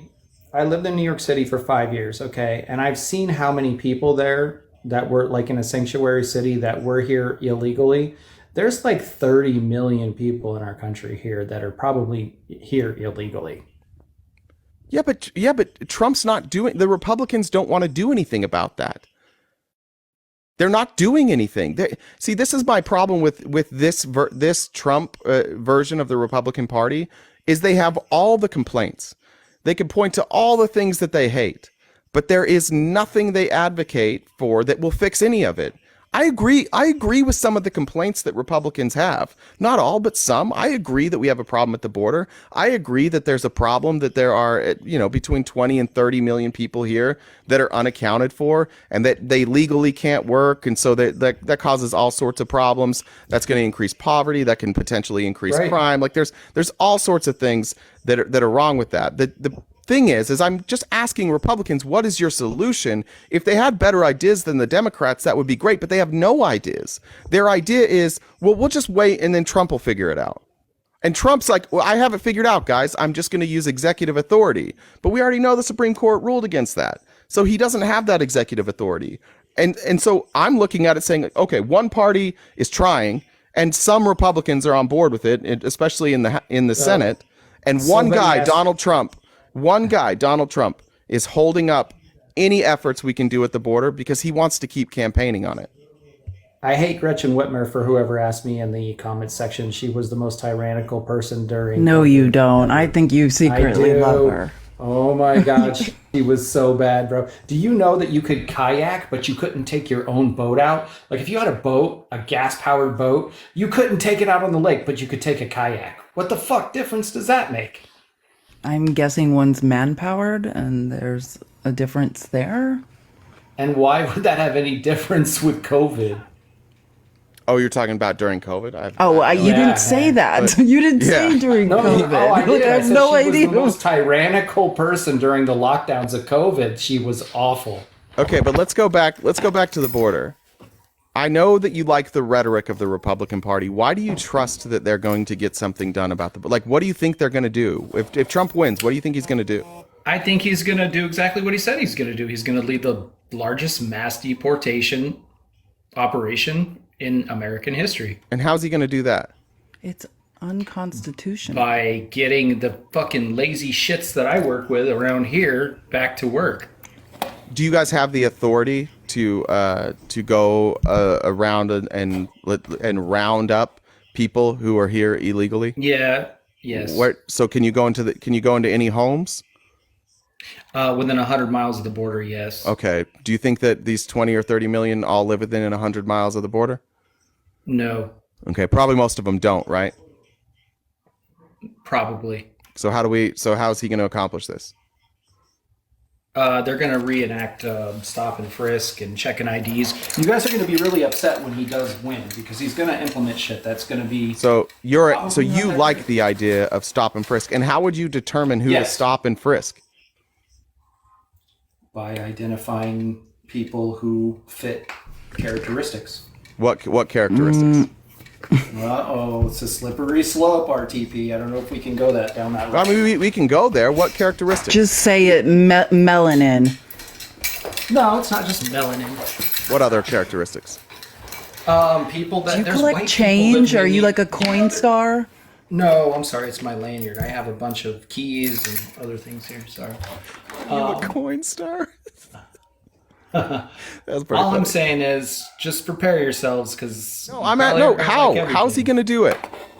I will prepare myself. This is very Sheriff Joe Arpaio. We did this in Arizona for a while. We did this. We did that. Checking IDs and stop and frisk. They set up checkpoints in Arizona, and everybody who was brown carried around, and including a pocket constitution, because they literally set up checkpoints and visually, racially profiled people and asked them to prove they were citizens until the courts made them stop. Yeah, but that's been ruled unconstitutional, Josh. Again. So what's he going to do? How's he going to get around that? I still don't know how you think citizens that are not from this country have constitutional rights. Well, that's not what I'm saying. I'm asking, see, the plan that you have in place requires a lot of unconstitutional and frankly fascist behavior. Wait, let me answer that question. You guys can go back to your argument. No, Josh, let me say what it is, because I know. So it was unconstitutional under the Fourth Amendment. It's not that undocumented people have rights. It is that American citizens have rights, and you can't visually profile people. Yeah, because when they're not undocumented and you're doing that to people, that's what's unconstitutional about it. But they've done it. They've done it before, and don't say that they haven't. They did it in the 90s in New York City. That's what I'm saying, and it was ruled unconstitutional. They did it in Arizona. That's why it was Terry versus Ohio. The Supreme Court rules that stop and frisk fell under the Fourth Amendment decrees, and that citizens have the right to walk freely without being stopped by the police. Mm-hmm. Like we can't. The problem that we have here is you can't make laws that disrupt the constitutional rights of citizens, right? And so everything that I don't know how you do a mass roundup and deportation without violating the constitutional rights of American citizens. How do you do that? Well, like I said, we have the authority to go into homes within 100 miles of the border. And but we already said outside of that.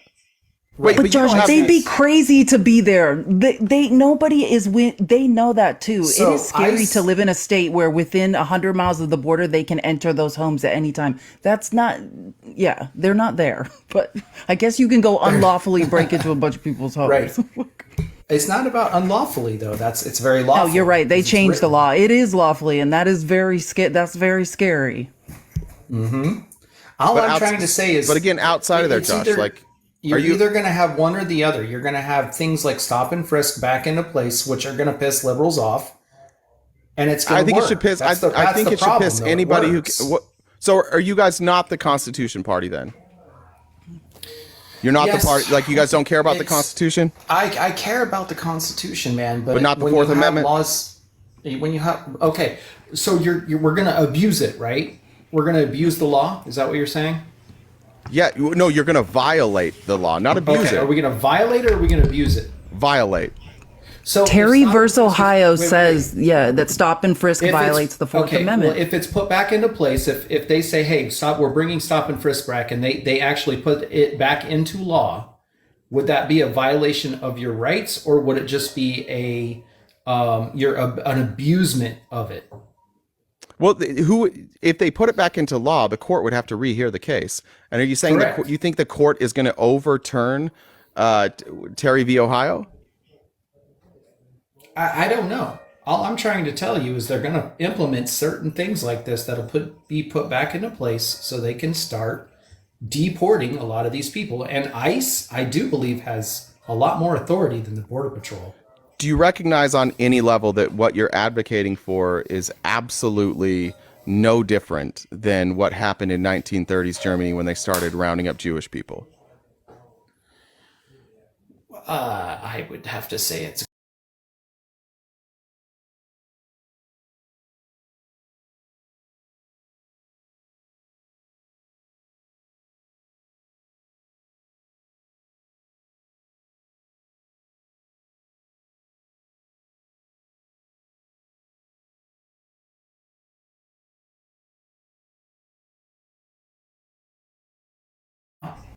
they're following. It was in law in Germany. Well, then, I mean, I guess it was a bad law there too. So you like bad laws. I'm just trying to tell you what I think is going to happen. I'm not 100% correct. I'm not. This is what I'm voting for. I'm voting for Donald Trump because. Yeah, I'm just wondering why. Like, why do you think it's okay to round up human beings based on what they look like? Why do you think it's okay to let 9 or 10 million human beings across our country and let murderers and people enter our country that shouldn't be here? Because because I don't believe human beings should have strict borders on where they go.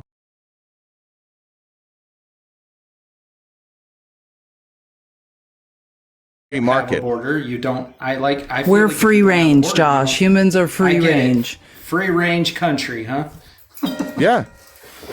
Yeah, just if in this country, like we could solve all these problems, right? If you were not allowed to hire somebody who was illegal, and we went after the corporations, the businesses, the mom, whoever's hiring people that don't have authorization to work here, we go after them. Right? We leave the immigration alone. We leave the immigrants alone. We go after the people that hire people illegally. And then we give people a very simple process that says you can come here to work. If you're not working, you can't be here. Then it's easy, right? Then we don't even have to worry about the wall. We don't have to worry about border protection in the way that we do now. Obviously, there's stuff like we still have to do.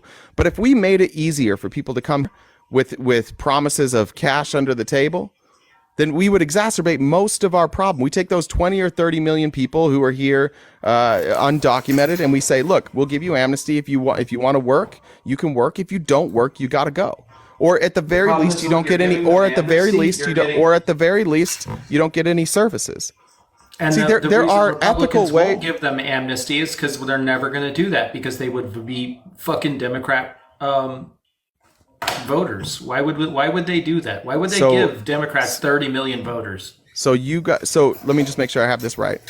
The reason you won't do the right thing is because It's not you about think the you'll right or lose wrong thing. elections. The right thing is they should have never been here in the first place. Let's not forget that. I disagree with that. I actually disagree with that. Well, I don't. But again, why did most people come here? For a better life. For a better life. And these 20 to 30 million people who don't have documentation to work, where are most of them working? Well, the ones in New York City are working everywhere. Yeah. Tyson chicken farms. I'm not kidding. There's people that I've met that are working in a lot better jobs than that. Do you have like where you live, do you have like wildlife around, like that come in your backyard? Geese. I've lived in the city and in the country. Okay, so where I grew up, like there was an apple orchard next to my house, and we had a lot of deer. Now, if we didn't want the deer in our yard because we had a garden and we had a fence, and so we would put up, there were like these little like high pitched noise machines, and we got a dog so the dog would scare them off. Now, if I suddenly got rid of my dog and my high pitched noise machine, and then I started just putting out like bales of hay and oats and fruit, and suddenly my yard was filled with deer. And I had two solutions. I could either stop putting hay and oats and food down for the deer, or I could capture them all and eliminate them. Where did Josh go? I don't know. Said it was. I didn't see what it said. It said removed for. I don't know what for. Oh, he got reported? It said removed. Yeah. But the point is, like, if you're upset that there are people that are immigrating here and they're undocumented, like, why don't we go after the people luring them here? Why not? And that's the thing that I think sucks about this whole conversation, is that the reason we have drugs pouring over our border is because there's a bunch of people in America who want drugs. The reason we have humans being trafficked over our border is because we have a bunch of people in America who want trafficked humans. The reason that we have a bunch of people here working under the table is because we have Americans who want to pay them under the table. Yeah. Like, this is an American problem, but I think this is a conservative thing. Like, conservatives do not like to admit that America isn't just perfect. They hate that. They're terrified to admit that we're not perfect. And so instead they demonize the immigrants. But it's us. We're the ones who have caused this problem. And frankly, it must not be that much of a problem, because we still have all these people that are luring people here to work. There must be jobs here that we need workers for. And by the way, some of these like small mom and pops that might pay under the table, they're forced to. Like, they don't have another choice. They can't afford to pay people a living wage. And that's a problem in our country, too. We should have jobs where everybody has a living wage. And I don't want to hear complaints about that while billionaires exist. Like, Jeff Bezos got divorced and his wife became the second richest person in the world at the time. That's crazy. That's crazy that one person split their wealth in half and they were still the richest person in the world. That's a real problem. Meanwhile, we've got people out here getting paid $4 or $5 an hour under the table, and we're going to blame them like they're the problem. That's silly. Like, I think that we're going to fix Josh. Probably not. But no, I was going to say, like, no, but when you hear him talk, like, we do agree on a lot of things. And I think that is the reality. If it hadn't become red versus blue and everyone was dug in and we all just were having a conversation about our taxes, right? You know what I'm saying? And about who should be paying more taxes or who shouldn't be paying any more taxes. Like, we all would be agreeing on the same things.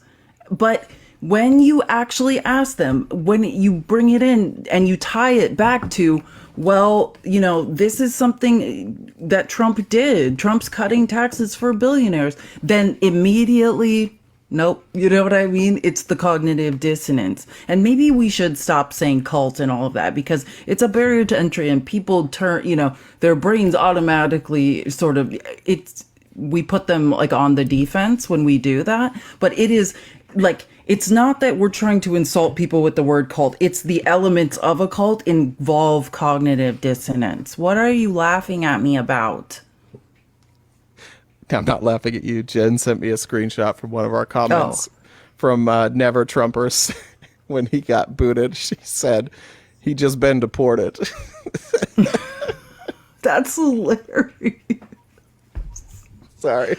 I know it came in the middle of your sentence. That's why I was trying to cover my mouth. I should have just moved off camera. No, that is really fun. No, that's really funny. That's so good. One. Whoever that is, Never Trumper in the we have a lot of people in our comments, you know, who are like professional commenters. Do you know what I'm saying? That's and true. In the Discord, like, it's so funny, the stuff that people say, and so quickly. Like, we've got some very quick-witted, intelligent, hilarious, sarcastic, my favorite type of humor people. So what you were saying was important, though, too, like the way that we I already debate. forgot.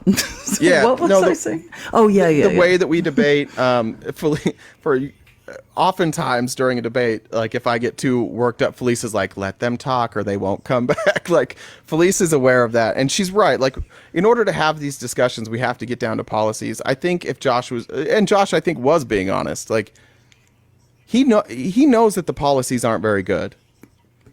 When you break down policies between the right and the left, like there are no policies on the right that I think most right wingers agree with. And I would love to talk to anybody in here from the right that disagrees or would just like to compare policies, because that's really what happened to me.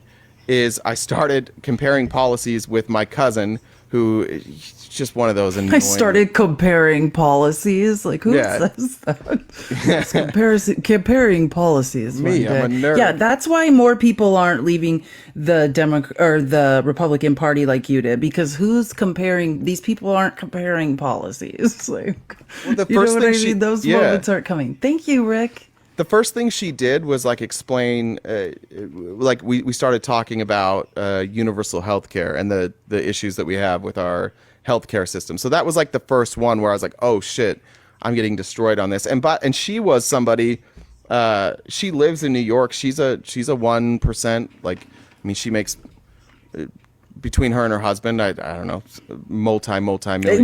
Listen, they're doing well. I was the poorest person when I lived in New York City, like in my building, and I made like $200K. So I understand what you mean. Like, that's what I'm saying. Like, if you make $200,000 in New York City, you are living paycheck to paycheck. Like, and like that's a crazy thing to say, but you are not saving a dollar. Well, I think what was convincing sorry, maybe I didn't make it clear. Like for me, part of what was really convincing. No, I'm just saying I understand when you say like she just had money. Like like a lot of them do. Anyone but that was in New York compelling City to me. living in there has money. She was like, I should be taxed more. Like I should be paying for other people's health care. Like this is how it should be. Like I'm fortunate. Her and her husband both do very, very well. She's like, we're lucky and we should be taxed more. Like that's fine. We've worked hard. She's like, I don't think that we don't necessarily not deserve the money, but we should be taxed more. And if we have to be taxed more in order for people to be able to have their basic needs met, I'm fine with that. And that was like the first time, because I grew up in Utah, where like almost as important as religion was like business, right? And how much and putting away money and making money and having a nice house where to fill with your 38 children. And so it was it was interesting. Huge houses.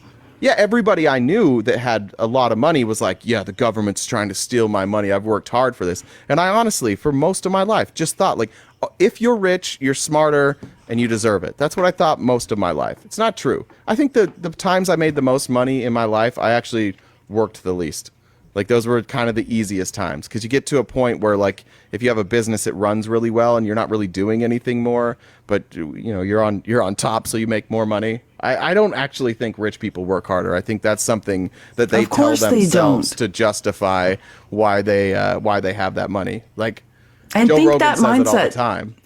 That's he doesn't not a work you harder. thing. Yeah, that's not a you thing. That people think that in America. That is the indoctrination of capitalism, because they have to get people to believe that, right? Because when you really understand that, like, these businesses are running themselves, like the CEO of GM making 366 times the average employee. Her hours of labor it's not worth more than their hours of labor. Time is finite. There are 24 hours in a day. Like, there cannot be inequality in wages like that. And we all know that fundamentally, but it's the indoctrination of American exceptionalism, and we can all be billionaires. And if you work hard enough and you're smart enough, like, it'll just happen for you. And we have to all start accepting and internalizing that is not true. That's a PR campaign. Yeah. So billionaires think, oh, they deserve it. Elon Musk does not deserve it. He was born into it. A blood diamond. You know what I mean? This man, his family is in blood diamonds and inherited a bunch of money and then bought tech companies. This man doesn't write code. Like, I was indoctrinated in the tech industry by the idea of they deserve it because, yeah, the CEO at the tech social media company I worked at, I mean, that he was a coder. That was his blood, sweat, and tears. So it's hard for me, and I saw how much he cared about his company. So for a while, I was like, okay, this makes sense. It still doesn't make sense. Yeah, it's interesting to see like when you watch somebody. I think Rogan's great because Rogan showed us who he was. Like his content kind of showed us his change of mind. It's interesting that Rogan went from, he was never somebody who, like, he was fairly liberal in just, he wasn't political, but his ideas were fairly liberal. Yeah. He believed in being generous. He believed that poor people were getting the shaft. He was compassionate. But as soon as he got paid by Spotify, and as soon as he had all this money, and what he calls it fuck you money, where you can say and do whatever you want. Suddenly, when you have that amount of money, I think what happens is you have to justify why you have that amount of money. Exactly. And your justification has to be like, well, I deserved it.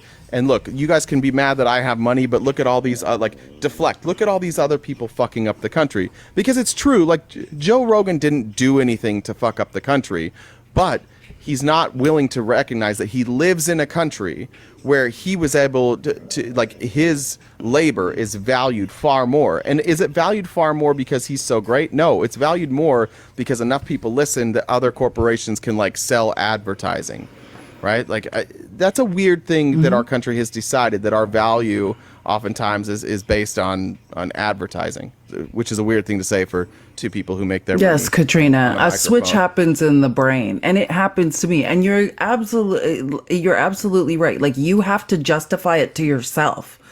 And don't get me wrong, like, I've never, like, I don't know what it's like to make Joe Rogan money or anything like that. But like, when you're looking around and you realize, like, okay, this person's making 30,000 a year. I'm making much more. How do I justify that in my head? Like, you convince yourself you're special. You have a special set of skills, or you worked harder, or you know what I mean? You've got to justify it in some way, because otherwise, what's going on in this world?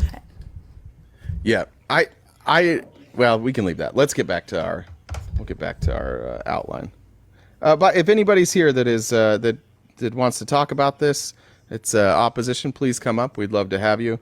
I also wanted to ask a favor, just for any of you. I put up a video yesterday. Yeah, I think yesterday. Just kind of slyly calling out a couple of conservative commentators. I want to host another debate. Not as I'll have a moderator the same way we did with Mod. But if you guys come across somebody who you think would be a good person to debate, and by good person to debate, I mean somebody who can make cogent arguments, not just somebody that you want to see destroyed, tag them in that post, would you? Just throw it on there, tag it, and I'll see if I can drum up some people for debates. Did you see Joe's racist rant the other day? I don't know what you're talking about. Guys, keep tapping the screen. Let's get to 110K. Please just keep, if you can, tapping the screen as much as you can periodically. If you would like to donate to us, we do appreciate grassroots donations. This is our job. And anything we make comes from donations. If you would like, leave us a funny message like F Mary Banish or a funny joke. What was the one yesterday? God, yesterday we had the funniest joke, and now I can't remember. Thanks for all you do. You two motivated me to quit my job at the can crushing plant. Yes. It was really so depressing. Yeah. So depressing. That was Brian. That was Brian. Yeah. If you're here, it was so depressing. I have got to remember that to tell my dad. My dad loves weird jokes like that. Anyways, okay, so I want to play. I know what I want to play. I want to play a clip that I heard. So Jake, we were talking about RFK is possibly, I guess, going to choose either Aaron Rodgers or yeah, whatever. This is insane. Jesse the Body Ventura for his running mate, for his VP. Well, listen to what Jake Tapper was saying on his show yesterday about this.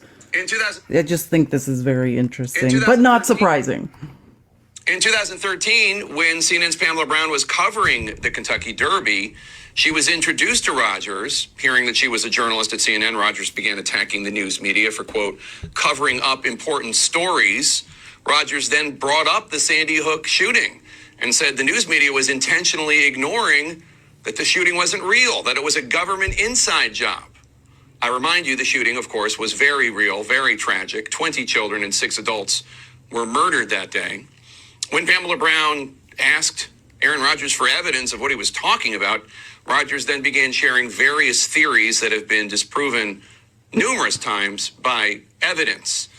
Rodgers falsely claimed to Pamela Brown that there were men in black in the woods by the school, and he asked if she thought that was odd. Brown says that she found the entire encounter disturbing. In 2013.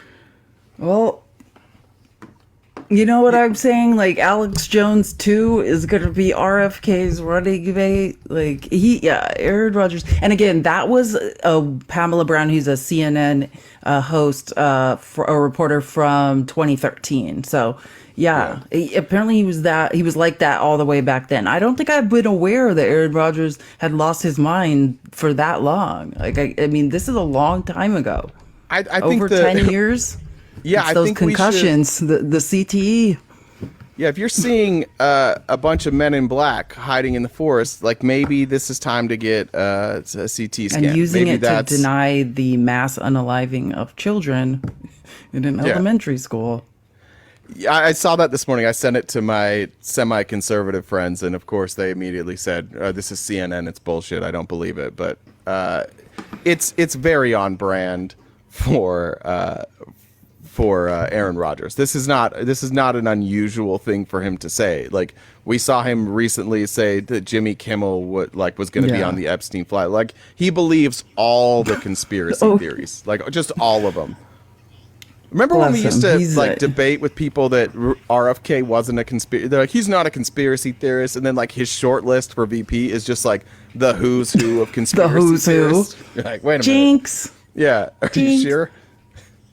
Yeah, for sure. Okay, let's not get too bogged down, and we could talk about Aaron Rodgers' declining mental acuity for the rest of our lives. But listen to this. Okay, so Manu Raju got Margarine and Nancy Mace, which we never got to spend a show dragging Nancy Mace, which sometime, if she continues down this path, I'm sure the opportunity is going to present itself to just take 3 hours and just be like, what is going on with Nancy Mace? That is Nancy Mace. That's what it should be. That should be the title. Just what is Nancy Mace? What would you say you're doing, Nancy? And so he caught them outside all the steps of the Capitol and asking them, because these two, right? These are two people who loudly said that TikTok was a danger to America's youth and all of this stuff, and voted against the bill in the House. So listen to Margarine. This is this is funny because this is such bullshit. I think that this is opening Pandora's box. And the last question I have, who's going to buy Twitter? Is it going to be Mark Zuckerberg? How much did Donald Trump's opposition weigh in on you? I haven't spoken to Donald Trump. You've seen what he said. I haven't spoken to Donald Trump about the bill. These were my own conclusions, and I made the vote based on my own conclusions and by reading the bill myself. He has his opinion on the bill, and he can voice it. So it doesn't mean that we're all robots. We make our own decisions, and mine was to vote no on this bill. But yeah, you've never made a decision. You had the opposite opinion until the day Trump switched his opinion, and now you want to gaslight us to believing. That's the thing. Like, it reminds me of when I was in the Mormon church. I'm going to try not to use that C word anymore. I'm going to do my best to not say it. Yeah, I'm going to try too. One of the craziest things that happened was there was this, one of the prophets or presidents of the church, his name was Gordon Hinckley, and he started like the Mormon.org thing, the stuff that you saw when you were in college. Like, they did the Meet the Mormons, and there was one dissenting voice among them, but they never made that public. It kind of came out later in reporting that Nielsen was his last name, that he didn't want to be called Mormon because the church is the Church of Jesus Christ, and he thought that took away from the name Jesus. But the current prophet's like, look, no, all publicity is good publicity. People already know us as Mormons. Let's embrace it, and then we'll use it as an opportunity to do a PR campaign, which was actually really smart. The Meet the Mormons was a really successful movie. Yeah, there were billboards everywhere. Mormons were trending on the news. It was a good move politically. PR. So the problem is Hinckley said that he got that direction from God to do this because God told him to. Well, just a few years later, after he had passed away, and Nielsen was the prophet, he's like, God told me that we should never say Mormons, that's an insult.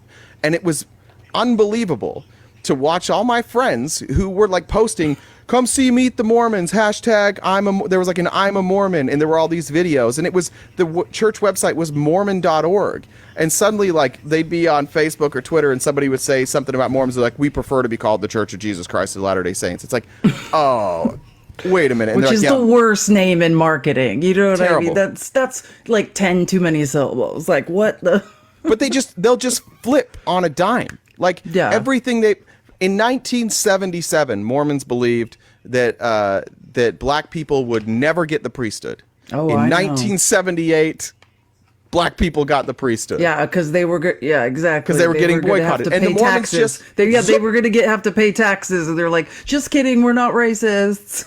And by the way, like as a Mormon during that time, and this is why I say like with that C word, and this is why I compare the two, is I was thinking this yesterday when I was standing in line at the dispensary. That's why I remember this. I was thinking like the problem with the C word is that it conjures up images of like Jim Jones or Waco, right? But what it really is it's just like understanding that there are ways that people can kind of control the masses, and they can control the masses, and it doesn't have to be for like an evil purpose. It doesn't have to be to like bring them down. It literally can just be sometimes not on purpose, right? Like sometimes you can control the masses because they already believe, and so you saying something and you feeling something, they just go with it. And I was thinking about that last night with like the Trump stuff, like how much stuff they flip on, and then you hear somebody like Marge say, oh no, I think for myself.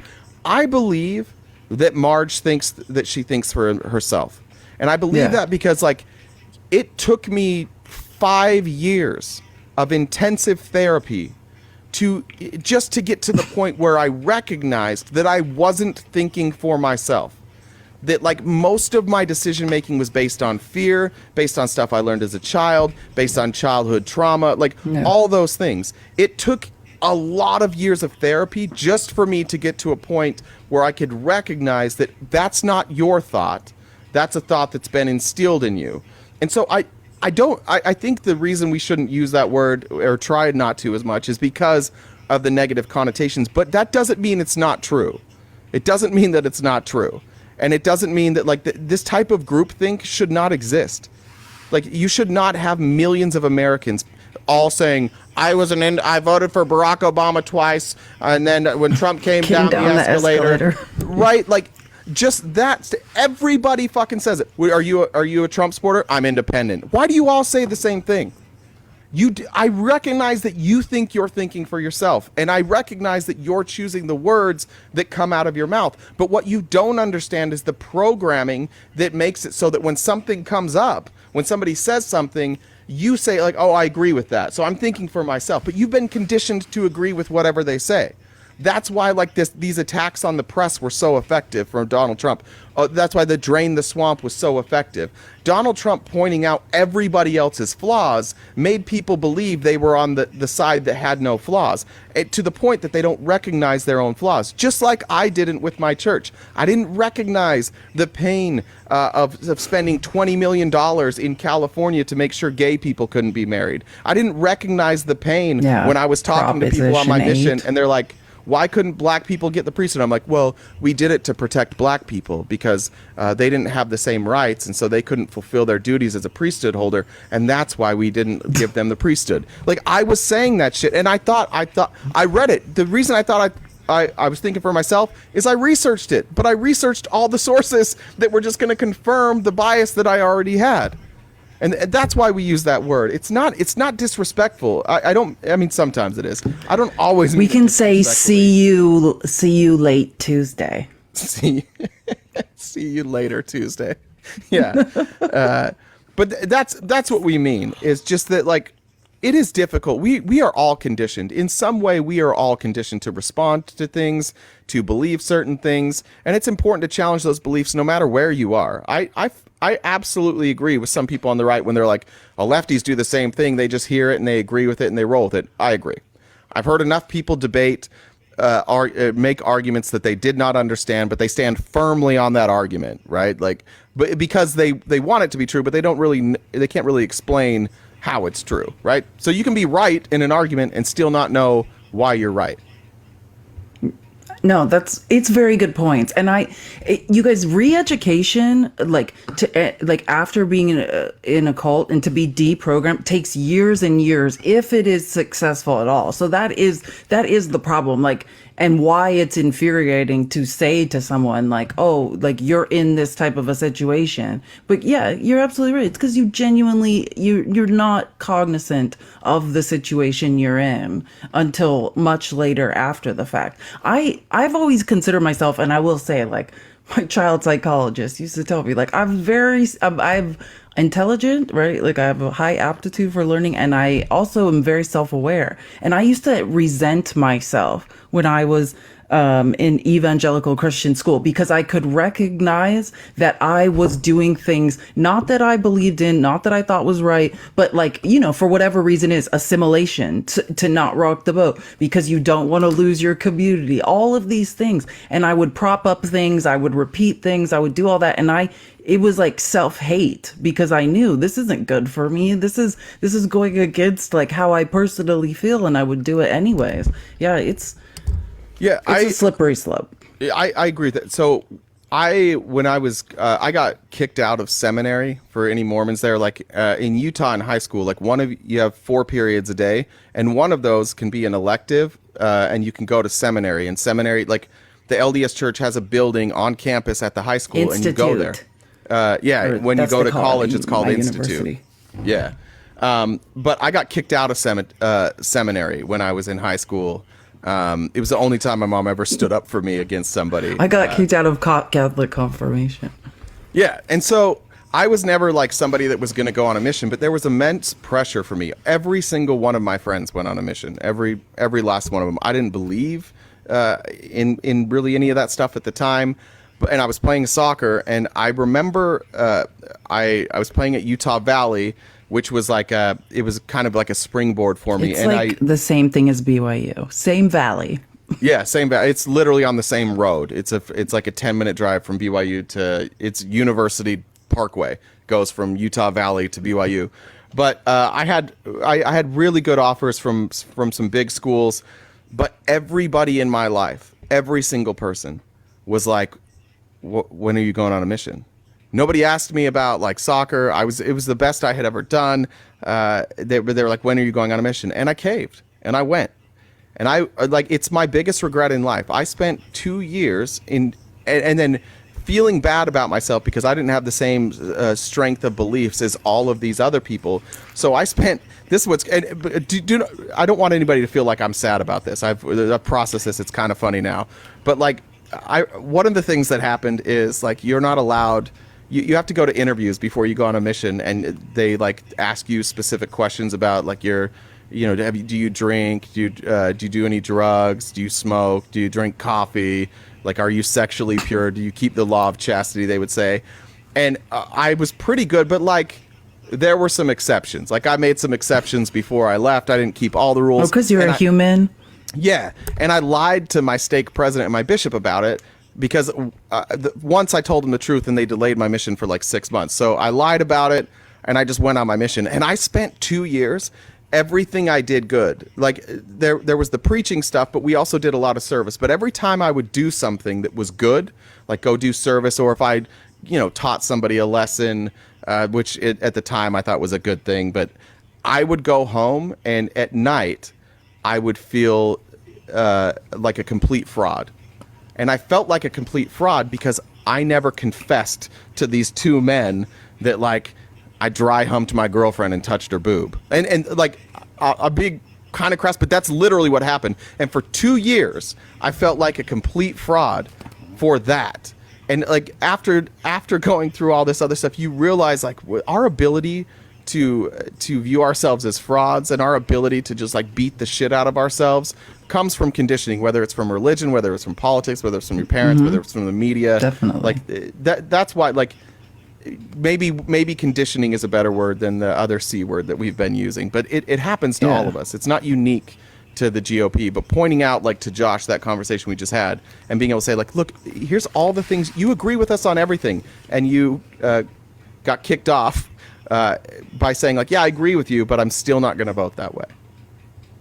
Yeah, it's unbelievable. I totally know what you mean too about, like, I stopped when I was at university, like my Mormon teammates, I would not drink with them or do anything that was like against the Mormon rules with them, because months would go by and one of them would confess and get me in trouble. You know, like if we were like threw a party we weren't supposed to throw, and would confess to our coach months later because of their own religious guilt and like drag me down with them. And I was like, sorry, I can't hang out with you guys anymore. Like, because they had been, like you're saying, conditioned in a way that I was like, something's wrong with you guys. Like, I can't do anything wrong with you guys, because the communal guilt eventually would drag them under.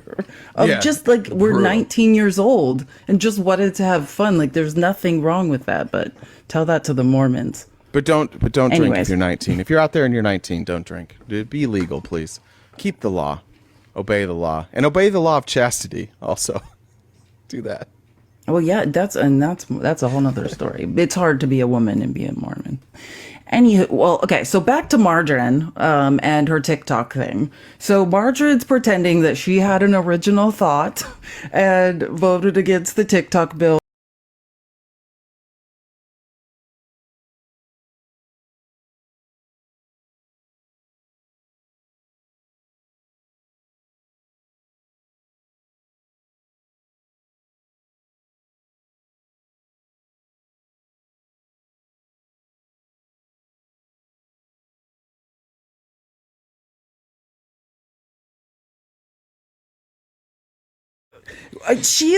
First of all, we are talking about a moderate. This person ran in South Carolina. Like, I watched all her debates as a moderate Republican who had renounced Trump. Like, and we never went, like I said, we had this whole long thing to do about Nancy Mace. But this is a woman who, like, didn't renounce Trump, but wouldn't endorse him. Then went in 2022 when she wouldn't endorse him and he was trying to primary her. Right. And she realized, like, oh, I need to make it look like I'm not against him. She stood out in front of Trump Tower, like just on the street with passersby, and like filmed herself like this to try to look like a commercial. And like then she got Trump his endorsement. Yes, like she had gotten his endorsement, and then Trump at a rally like called her out and was like, what is this like weirdo doing, trying to pretend like I'm endorsing her? Now he's endorsing her, and now she's saying this stuff. She is not a libertarian. Well, she wasn't when she ran and was elected. One thing Trump is really good at is just manipulating the shit out of people. And where we talk a lot about the people that like go from being anti-Trump to pro-Trump. The way that happens is he gives them like extreme criticism, and he puts them in a spotlight that comes with a lot of negativity. But he allows you to come kiss the ring later. The negativity and the hatred from Donald Trump doesn't go away until you bend the knee. And once you bend the knee, then like you're in his good graces. So when you see a Nancy Mace, like that's what happened. She felt the wrath of Trump. She felt the wrath of MAGA. Like they use this mechanism to attack you. And then if you eventually bend the knee, then they're like, welcome. Now you're here. And then you feel so good about yourself. What are you going to do? You're going to leave at that point? No. He made you who you are. You're in the inner circle now. So you're incentivized to believe the things he says. You're incentivized to agree with him. And again, even if you think you're thinking for yourself, you're not. Yeah, and she clearly is not. Like, she's scared. She's the worst. And okay, so I would just say to Nancy Mace, how am I going to fix you if you ban TikTok, Nancy? How are you going to find me? How are you going to be fixed if you get rid of TikTok? That's a great question. I do think Nancy's another one. Nancy's your type for sure. Okay, so then I want to... this is even more weird, okay? Because like Margaret and Nancy Mace, hypocrites. Jim Jordan was doing this thing where he was like pretending he didn't know who he was going to how he was gonna vote. Like, It's so stupid. Jim Jordan It's is so the weirdest. stupid. Wait, Jim Jordan is so weird. Like, and But I'm also sensitive to the fact that ByteDance is a company where tied to the Chinese government and what they're doing. And we've heard from, folks in the intelligence community about the concerns they have with that arrangement. So I think those are the things we're trying to balance, and we're trying to do it right. I'm still looking at the bill, and we'll decide here in a few minutes. All right. this is like, if I didn't mention, this is like seconds. Like the vote has. Here, like, let me show you. I have one more clip of this. The vote is underway. It's going to last. So they're saying to Jim Jordan, who's in the hallway of the halls of Congress, like, the vote's underway, right? 15 minutes. Are you a yes or a no on TikTok? I'm gonna go over and talk to my colleagues and decide here. I mean, I'm not trying to be coy with you. I want to talk to a couple key people who are my friends who I think understand both sides of this issue, and then I'll make a decision on the floor. Can I ask you about? What, Jim? Who would his friends be that understand both sides of the issue? That's what I'd like to know. No one. But the funnier part is, like, it's just because Trump pivoted on the issue. Jordan is also one of the loudest proponents to ban TikTok. Then Trump meets with Yes, completely pivots, and then Jordan is too scared to say, because he voted to ban TikTok. It doesn't want to say it on Fox. Sorry. A donation from Airborne Mom says, I can role play and be Nancy. Thank you. Okay. Now my face is red. Great. Yeah, embarrass me. Let's do that. Let's do more of that. Make my face He's so red. Let's all sit in silence. Guys, tap the screen. Tap Jay's face. Let's try to get to 150K. It's 11:37. Let's all just sit here and think about that comment. No one think about anything else but that comment. Terrific. That's just terrific. Thank you so much for that. I appreciate it. I hope that was worth W Airborne Mom. It was Airborne Mom, right? Yeah. Okay. W Airborne Mom. Yes. Let's all more messages to make Jay feel awkward. You're cute when you blush. Yeah. Let's do that. Yeah, let's do more of that. Thanks, Felice. I thought we were friends. No, sorry. I'm just saying. Sorry. Well, anyway, so I'm just giving an example of, like we're saying, conditioning, others see you later Tuesdays. Like, these people are literally scared. Like, you see Margarine and they're just like, let's just completely pivot and go with what Trump's saying. And then Jim, who doesn't pivot and is still is like, I gotta just pretend like I'm not sure. Well, maybe he just didn't check his text yet. Maybe Trump hadn't texted him yet. Yeah, exactly. Maybe that's what he meant. Exactly. Oh, I have a clip. I want to play this clip of Ilhan You guys are out Omar. of control in the comments. Every one of you needs Jesus. I might convert back to Christianity because some of you... I'm missing it. What's happening? Nothing. Nothing. Could you Don't worry repeat about it. the message? Don't worry about it. Jesse said, okay. Jesse said, what does the pine mean? Shut up, Jesse. How about that? Or maybe it was Jess. Yeah. Dugout bench. Yeah, it's a dugout bench. She knows what she's doing. Okay, I want to play a clip now from Ilhan Omar because important one, really important one. You didn't vote for President Biden or for uncommitted in Minnesota's primary. The uncommitted vote was a big part of that primary in your home state. I wonder if the election were held today, would you vote for Joe Biden? Can you confirm that he would have your vote today? Of course, democracy is on the line. We are facing down fascism. And I personally know what my life felt like having Trump as the president of this country. And I know what it felt like for my constituents and for people around this country and around the world. We have to do everything that we can to make sure that does not happen to our country again. And do you think your constituents ultimately will come to the same conclusion that you did? You know, the tens of thousands who voted uncommitted as a protest against the president? Well, the uncommitteds have been very clear. They want a change in policy, and we've seen that. Within 3 days, you had the vice president using the word ceasefire.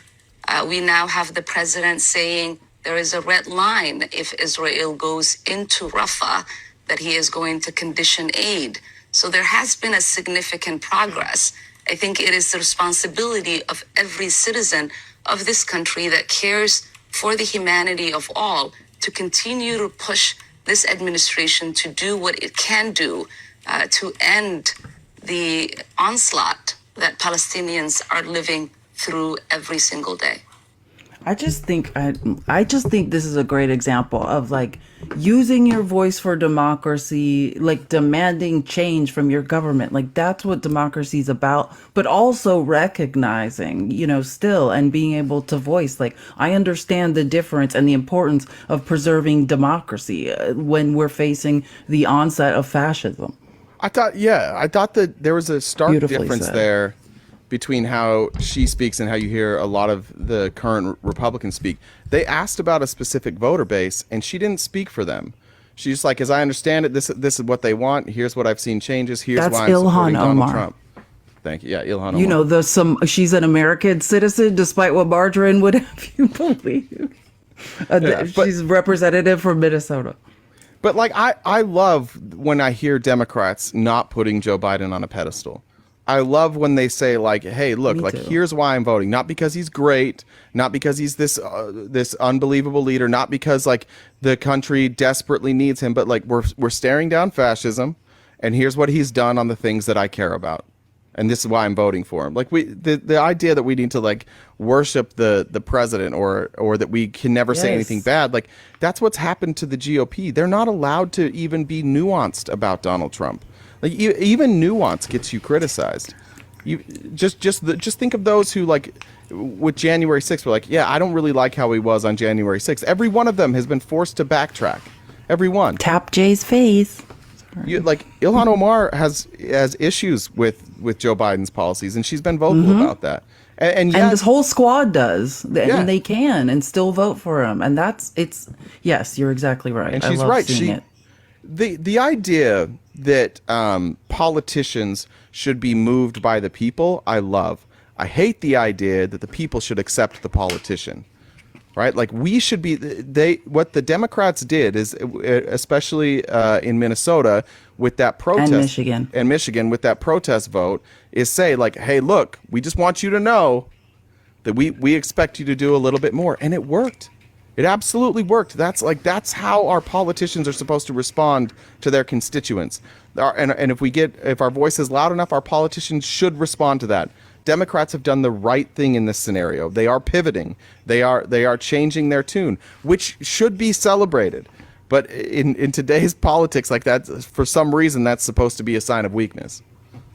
Yeah, and I love that. Like the people shouldn't move. Like that's what's so disturbing to me is how we're all being dragged by the Overton window, right? Like we shouldn't move. Politicians should move. And the fact that what happened in Michigan and Minnesota and making their voices heard democratically, and we have a president and a vice president who said, I heard you, I see what I see, I can hear, and I'm listening, and I'm showing you that I'm listening. Like that is democracy. That's what we want. And multiple things can be true at once, right? Joe Biden can be great on certain issues and not great on others. And most importantly, we don't need to worship him. He's a man who makes mistakes. There was a split between Joe Biden and Vice President Harris. There was a split between them. Like she has been far more outspoken. And the cool thing about this Joe Biden administration is Joe Biden didn't do the Trump thing. He didn't come out and criticize her. Nobody else is coming out attacking her saying, how dare you go against the president? How dare you have a different opinion than the president? Nobody even talked about it. They were like, oh, okay, well, Vice President Harris is saying this, Joe Biden is saying this. There's a difference there, but it wasn't dramatic. It didn't cause a riff. It's just two people who have slightly different opinions who work together. The Democrats aren't treating Vice President Harris as a subordinate to Joe Biden, and historically, that's what the vice president has been. Like we are seeing this administration attempt to like make our government normal again, and make the president less powerful. It's one of the interesting criticisms from the right that I think they're right about. Like Joe Biden is not feared. Joe Biden is not seen as a powerful figure. Good. That's good. That's better for us. That, like if you want the president to be a tough guy on a global scale and that matters to you, okay, Joe Biden might not be for you. But for the American people, that's good. It's opened up the lines of communication. It's opened up the ability for the president to say, I'm wrong about this. I can change. Like, we need so much more of that. And if Joe Biden wins another election and we get 4 more years of that and we get back to a more normal place, or actually I would say progress to a more normal place. I don't think we were a more normal place. Yeah. Yeah. But in a place where like we're we at. can have discussion again, where it's not right versus left and you just have to strictly adhere to whatever people on the right or the left say. I will always appreciate Joe Biden for the way that he has spent these 3.5 years, or how many years we have, 3 years, I guess. Yeah, walking this tightrope. But yeah, 100%. I think that's well said. We could move on from it, but I just thought that was a great.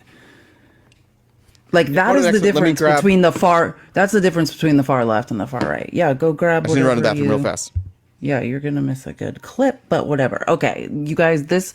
I want to play a clip from. Well, I'm going to save the Comer clip for Jay because I kind of want him to listen. Listen to this crazy pastor who was on. Let me see. Wait, hold on. I got to make sure I have it. Where did he go? The craziest Southern Baptist pastor was on Fox. Oh, I found him. Oh, his name is it's like Robert Jeffress, like Geffress. He's a Southern Baptist pastor, and this was Trump fluff. You know, the morning time is Trump fluffing time. Like, they have to march out people on Fox who say nice things about Trump. Listen to this. There is a small sliver of evangelical voters who say things like, well, I like Trump's policies, but I just don't like his personality. Well, I think Trump answered that well a few weeks ago when he said it's his personality that got those policies enacted. And yes, he can be brash, outspoken, combative. And while that's not a quality or qualities you want in a pastor, they're perfect qualities for a president who wants to get things done. Has any... Like, what?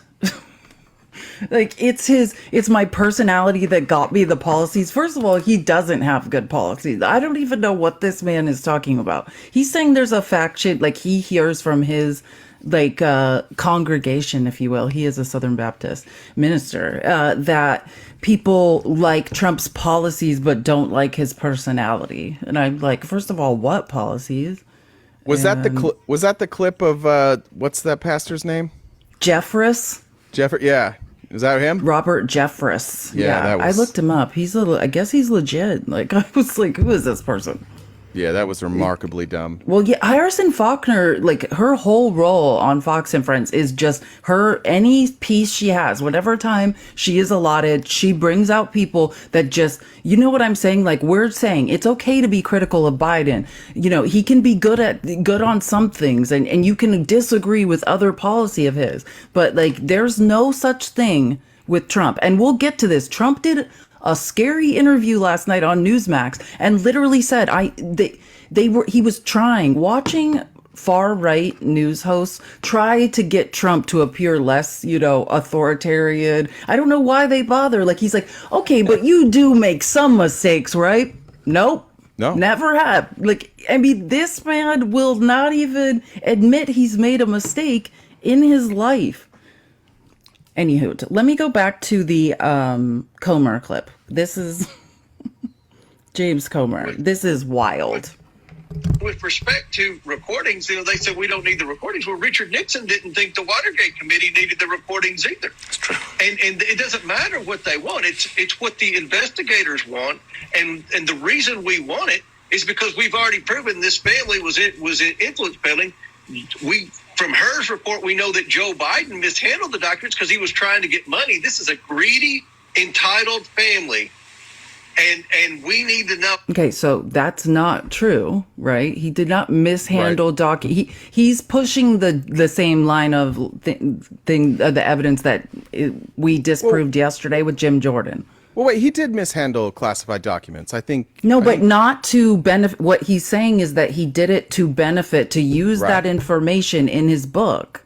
Yeah, and that's not true. That's the part that's important, that we all understand is that Joe Biden did something that like Mike Pence did, Donald Trump did, Barack Obama did. They've all probably done it.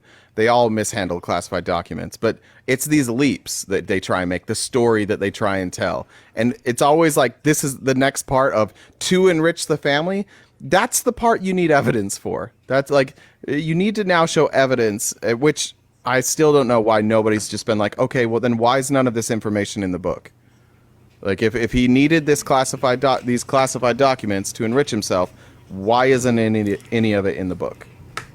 Well, actually, I mean, he's the one that did say that. That's what he said in his own report, which, you know, the Republicans fail to mention that stuff. But yeah, Comer's just pushing a bunch of lies. Should we talk about Haba? Yes, let's talk about Haba. I know. No, not her. No. I'm not. I got to be like, even jokingly, I can't stand her. I can't. Yeah. I can't either. I'm like, I can't even listen to you joke about Alina Haba. Like, I'll take Bobert 20 times over Haba. Like, every time. Oh, for sure. Haba. Every time. Yeah. Yeah. You can fix Bobert. Haba, not so much. I know they announced a bond in the Carroll case, around $90 million in the Carroll case this week. Any closer to getting a bond in the real estate case? And you're right, it's a judgment, not a settlement. No agreement made in that case. Yeah, no, I unfortunately I can't speak to that. That's privileged, and I am one of the attorneys on that case. But like I said, the judgment's absurd, and the fact that we're even talking about this, Martha, is absurd. And I hope that the appellate division will do the right thing here, as we've seen them do a few times before. Okay, we will see. So Trump doesn't have the money? Is that what I heard? That Trump? I just want to inform everyone Trump doesn't have the money still. Yeah, just in case anyone wanted an update. Trump does not have the money. I want to get your thoughts, even though you're not directly involved in this. You're part of the larger legal team representing the former president. But the first case that is set to go to trial is in New York City here on March 25th under Judge Merchan. And it deals with the hush money that was paid to Stormy Daniels. That's what the charge is in this case, and that it was diverted in the way that it was paid through legal fees. Do you think that case is going to get underway on March 25th? And how does the former president feel about this one that is likely to happen before, right in the middle of the election season? Yeah, it's a couple of good questions there. Number one, do I think it's going to go ahead? Well, really, it shouldn't. We have an immunity defense that's currently up on the Supreme Court. It's going to be made a decision that should be stayed until all of... You paid off a porn star. Like, she's talking about the presidential immunity argument, that presidents should be able to break campaign finance law, pay off someone to deprive the American public about vital information prior to an election. Yeah, if and you're that's running, covered under presidential immunity. Yeah, now running for president gets you covered under presidential immunity. Like, what? Yeah, how could an immunity claim matter here? He wasn't president. Well, don't make that point. Well, sorry. I think just like once you become president, like forever, you just it's like retroactively, yeah, your whole life. Then you're granted lifetime retroactive immunity. Yeah, almost can't even. I remember now. I remember reading in the Federalist Papers. I do remember that now. How they said that if you become president, you get retroactive immunity for any crime committed previous. I remember that now. As a child, yeah, for all your childhood crimes. Those decisions are made. Number one, and we'll see what happens there. Yeah. Oh, wait. Hold on. Sorry, I forgot to switch. This is the last Elbridge said immunity from the day he was hatched. I like that. What does it say? It just said immunity from the day he was hatched. Yeah, for the day he was hatched. Yes. To remove Bonnie Willis from this case. What does your gut tell you on this, Alina? I don't think it's indicative necessarily of his actions in terms of Fannie. I think that Fannie, whatever she calls herself, she's got her own issues that are outside of this case that clearly have permeated her decision-making ability. And what do you think it means? I can't. I could go into the hypocrisy of it all, but I won't even bother. Like, it's absolutely pointless. But now I will cheer you up after hearing that. What? Well, instead of reacting to what she said, I would just ask, anybody in the chat, please feel free to tell us, like, if everything you believe about Fani Willis is true, how does that affect this case?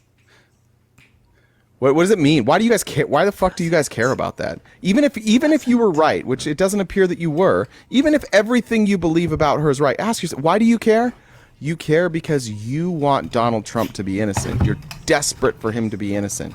Because you can't fathom the idea that your guy is guilty. And I'd say, do you not want to find out if he committed crimes? You don't want to find this out? You don't want to know if the guy you're voting for is a criminal? You would rather him get off on a technicality and delay this more? Why are you guys rooting for this? Be honest.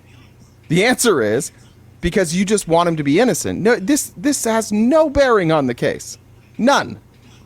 If she's guilty, it doesn't make him innocent. It doesn't mean the work that they did was bad. It doesn't mean that Nathan Wade or her work was fraudulent. It means nothing. It literally is like, you guys are, no surprise here, Republicans are desperate to find out what is going on in every marginalized community's bedrooms, every one of them. And they believe that they should not only know what's going on, but they should dictate what's going on. That's what's happening here. Like, are we really going to sit here? Like, remember Matt, what was the dude in the wheelchair that was a sick fuck? Madison Cawthorn. Remember when he's like, hey, these Republican parties are just like drug-filled orgies. You guys didn't investigate that. We're talking about two people that Donald Trump slept with and then paid off. You guys don't want to hear those cases?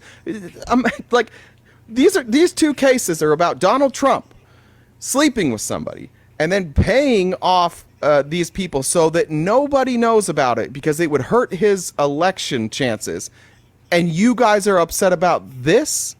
How is what Donald Trump did not like what he did in his bedroom? If that's not political, I know. How is this political? Like the grape. Make it make sense, Alina. That was in a dressing room. Yeah, it doesn't, like, you have to ask yourself, first of all, Fani Willis hired 3 prosecutors, only one was African American. Why didn't you dig into the lives of the other ones, first of all? Why don't you demonize the other ones? You are excusing civilly adjudicated grape, right? Like somebody who a jury heard, that's fine. But you're saying a woman's sexuality, a woman having sex with another man is not fine. Like, it doesn't make any sense. It doesn't make sense. Is the bottom line. And no matter what happens with Fani Willis, which at best is an ethics violation, right? Like, if at work, 2 people who aren't supposed to be having a relationship are having a relationship, that has nothing to do with the outside business they're doing. It doesn't affect that in any way. There's an ethics question and something that needs to happen with human resources. Like, one has nothing to do with the other, except for the delay. Just like, right? The delay helps Trump. Even just the way they say that, like the Fani, whatever she wants to call herself. Yeah, like, what do you dehumanizing. She's like making up new names. Like the way that the right demonizes people, and just like makes them subhuman. It's the reason they do that is so that they can be justified in their cruelty. They need to justify their own cruelty towards people, and that's why they talk like this. Like, again, Republicans lose all this. Does it matter? Does it matter who Fani Willis was sleeping with? Does it matter? Does it affect you in any way? Should it affect how we view her? No. None of this fucking matters. Like, I'm sure that if we all went through our past, there's maybe some people we wouldn't be thrilled about people knowing that we slept with. But does it make us a different person? No. Yeah, and demonizing like women's sexuality is a story as old as time. Like, this is misogyny, this is racist. I mean, this is all the things. Like, it does not matter. Period. And we have proof of that because when a very rich white male named Donald Trump grapes someone, it does not matter and is adjudicated. It goes to trial. He's found liable of grape. It matters to no one. but the sexuality of a woman, a single woman, let's demonize her. Let's dehumanize her. Yeah, is let's Donald put Trump her on trial. Is Donald Trump being demonized the way that she is for like his two payoffs here? No, like we're all talking about campaign finance violations, right? Like this isn't about the fact that Donald Trump was cheating on his wife, because frankly, it's none of our goddamn business. Like if he did that, whatever, right? Like if you want to vote for somebody who did that, fine. I could care less. I really don't care. It's his relationships. It's theirs. I don't care. I'm not part of that. He used campaign funds to pay it off. That's a violation. I don't think it's like the most serious crime in the world. But like, look at the criticism at her and the accusations at her and the way that she's spoken about versus him just on these issues. Have some consistency. For Alina Habba to be up there like as a woman criticizing a woman while she's defending a man kills me. Yeah. Blows my fucking who mind. raped someone. Do you get it? How crazy it is to demonize a single woman, adult woman who's 50, you know what I mean, years old. We're demonizing her while you're up there to defend an adjudicated rapist. Right, and it would be one thing if what she was doing is offering a legal defense for Trump and a legal accusation against Fani Willis. It would be one, like that's her job as the attorney, right? It would be one thing if she was doing that. But what she does is she praises and holds up Donald Trump's character and his morality and the unfairness, and then she demonizes Fani Willis. She could be on TV all day long making the legal case and doing her fucking job. But this stuff falls so far out of the scope of her job. She's running a PR smear campaign. That's what's gross about it. Like I don't want to say that like whoever Trump's attorney is can't criticize Fani Willis, but like, can we do it on the merits? Can we talk about the case? Do we have to launch the personal attacks all the time and then sit there and pretend that your guy's not a scumbag? Like, get the fuck out of here. That's what's frustrating. I know, exactly. Like, stop insulting our intelligence. Okay, I want to move along because I want to make sure we get to the Trump interview that he did last night on Newsmax. But I have to play, first of all, like one of the most upsetting clips of Laura Trump I've ever heard in my life. You guys, Laura Trump wants us all to know that she is working real hard and she's going to, they're asking her basically on Fox, or wait, I think she's on Newsmax actually. Yeah, they're asking her, like, hey, the RNC's like broke. Your job is to is to fundraise. Like, it would be one thing if she was doing that. But what she does is she praises and holds up Donald Trump's character and his morality and the unfairness, and then she demonizes Fani Willis. She could be on TV all day long making the legal case and doing her fucking job. But this stuff falls so far out of the scope of her job. She's running a PR smear campaign. That's what's gross about it. Like I don't want to say that like whoever Trump's attorney is can't criticize Fani Willis, but like, can we do it on the merits? Can we talk about the case? Do we have to launch the personal attacks all the time and then sit there and pretend that your guy's not a scumbag? Like, get the fuck out of here. That's what's frustrating. I know, exactly. Like, stop insulting our intelligence. Okay, I want to move along because I want to make sure we get to the Trump interview that he did last night on Newsmax. But I have to play, first of all, like one of the most upsetting clips of Laura Trump I've ever heard in my life. You guys, Laura Trump wants us all to know that she is working real hard and she's going to, they're asking her basically on Fox, or wait, I think she's on Newsmax actually. Yeah, they're asking her, like, hey, the RNC's like broke. Your job is to is to fundraise. Like, how are you going to do that? And Laura Trump's response, and genuine response, and she's dead serious, is to let them know how hard she's working. And her proof of that is that she sent an email. That's her emails. She's emails. like, I sent an email yesterday. It's like, what the? This is the weakest flex you'll ever hear in your entire life. What is the plan? But the point is this woman is used to never working. You know what I mean? Like, she has no idea what a day's work in corporate America is. Like, what are you talking about? What is the plan to get more money into the coffers? Because at this point, we all know it's money wins elections. Yeah, well, look, I think that the change in leadership at the RNC has really inspired a lot of people to give. This past weekend, we had our best fundraising weekend since 2020, Rob. That tells you all you need to know. People understand this is a must-win election, and I think they're very confident in the team we now have between myself as co-chair and Michael Whatley as chairman. And I can tell you, I have personally received over the past 36 hours phone calls from multiple people who want to donate max out money to the RNC, to the Trump effort, because people understand what is at stake right now. So that money is going to start coming back in. People are going to hear directly from me. I personally wrote an email this morning to send out to people all across this country asking for donations. We do have to catch up. I believe we will, and I believe it's because people are now inspired and they know that this is a winning team, and that's what we have to do on November 5th. No, that's not what's happening, Laura. But she's literally like, I personally this time, because other people write emails for her, and send them out for. She's like, I wrote this one. Like, good job, Laura. Keep typing. Tap Jay's face, by the way. Let's explain. While we have our fingers out. Oh, sorry. Let's explain why they had their top fundraising week since 2020.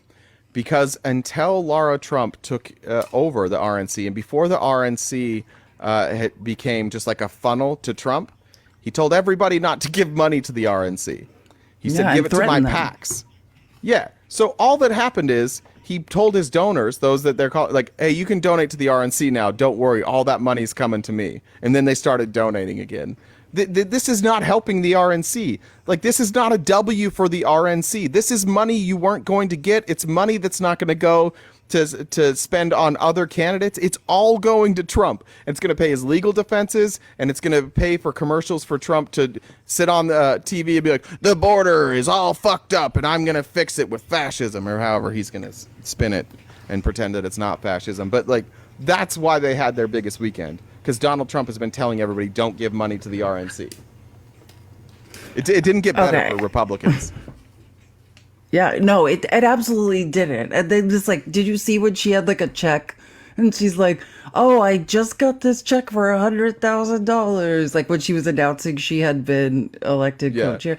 And it's like, Trump just handed you that. You know what I mean? It's like, please put that blank piece of paper down, Laura. It's ridiculous. But thank you, Laura. You did write an email that will be sent out. So Laura's doing some hard work out there. She's doing her best. Let's just go. I think let's go to the Trump interview, and then we'll see how much time we have left and what we talk about after. So again, Trump was on Newsmax just... I don't even know what to say about this. I don't know anymore. Sometimes Congratulations, it's just best to let it you won early. That's right. Vice President, are you any closer? Have you ruled anybody out? Yeah, I probably have a couple of people that you may know very well. Some people that I didn't think behaved properly.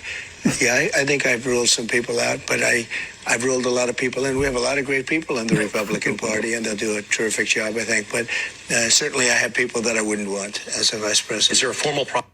Like, doesn't answer, of course, we're not answering the question, but I ruled people in. I thought for sure he was going to say Nikki Haley when they said anybody that you ruled out. I thought for sure he would say Nikki Haley right there. But Trump, as, a mob boss, always has to let people know they're displeasing him. You know what I mean? Always instilling the fear. Always. Well, I learned it from his dad. That's how he was trained.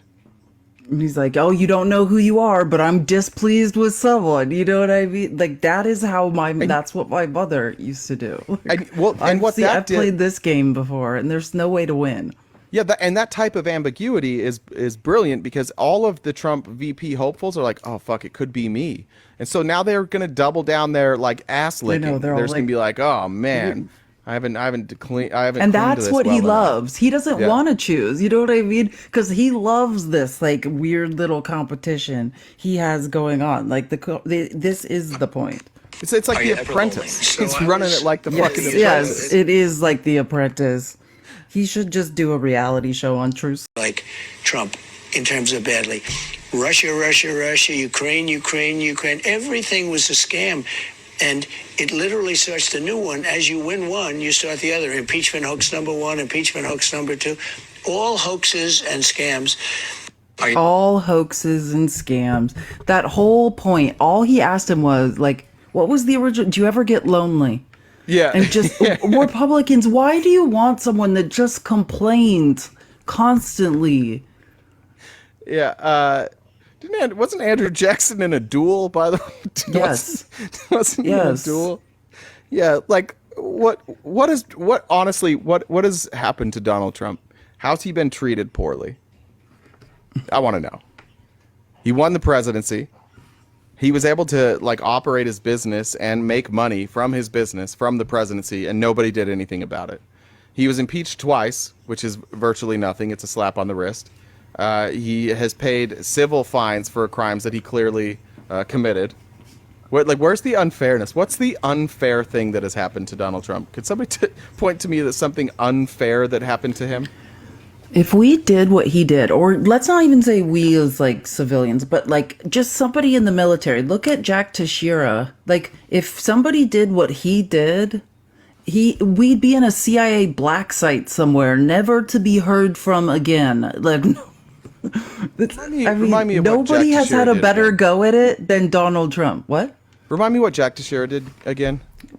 Jack Teixeira stole the documents. He's the kid that put them in the Discord. That's right. Okay. Jack Teixeira just sounds like a 60-year-old man. I think that like it doesn't connect for me. It just doesn't always connect makes for me think for, like, of the baseball younger- player because that other baseball player. What was the Mark? famous Teixeira? Yeah, Mark Teixeira. Yeah.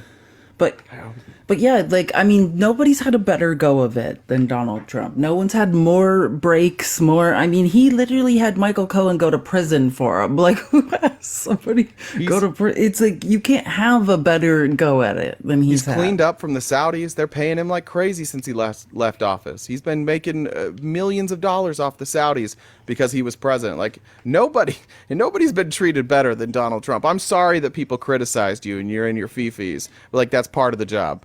You didn't get in his fifis. Nobody got treated as bad as me. There was a month where Obama was committing treason by wearing a fucking tan suit. Like, maybe shut up for a while. Remember that one time you spent millions of dollars trying to prove that he wasn't born here? That was a little unfair, I felt. Like, don't stop talking about unfairness. Remember that one time James Comey handed you the election on a platter by coming out and announcing that Hillary Clinton was essentially just like a bad person? We're going to open an investigation. We don't really have enough evidence to do that, but we're going to do it. And by the way, the election's in a week. This may be a criminal. Like, you've caught breaks all along the way. Mm-hmm. Absolutely. I mean, it's poor baby. Everything that's happened to Trump, he did to himself. Like, is also, a true victim, it's like somebody else is doing something to you. It's not you victimizing yourself. I took him very legally. He's talking about the documents now. What the fuck is that sentence? He's talking about the documents. Yes. This interview just gets worse. Oh, this interview just gets worse and worse. I took them very legally, and I wasn't hiding them. We had boxes on the front of and a lot of those boxes had clothing, and we're moving out, okay? Unfortunately, we're moving out of the White House, and because we're moving out of the White House, our country's going to hell. But we weren't hiding anything. He was. He's just got to fit that in. God, narcissism is a disease.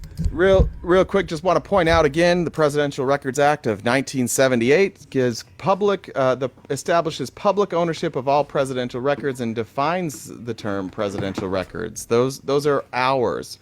And let me find this part real quick. Yeah, it's because you guys, Nixon tried to delete those tapes, right? The Watergate tapes. And that's why the Presidential Records Act, they said, oh yeah, those aren't your tapes anymore, Nixon. And any presidents in the future, those are ours. Like, Trump has completely perverted the understanding of the Presidential Records Act. It has nothing to do.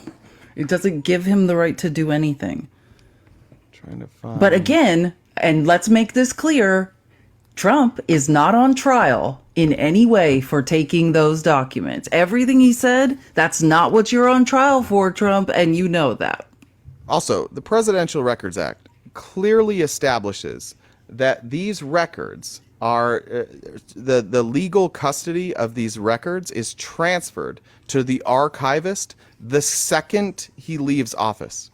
So when he left office and he went to Mar-a-Lago, those were no longer his records. The archivist, Nara, now has custody over their records. If you have a child and you have a babysitter and the babysitter is babysitting your child and you have custody of that child and the babysitter takes your child, you can you not get that child back because at one point you allowed them to watch your child? No.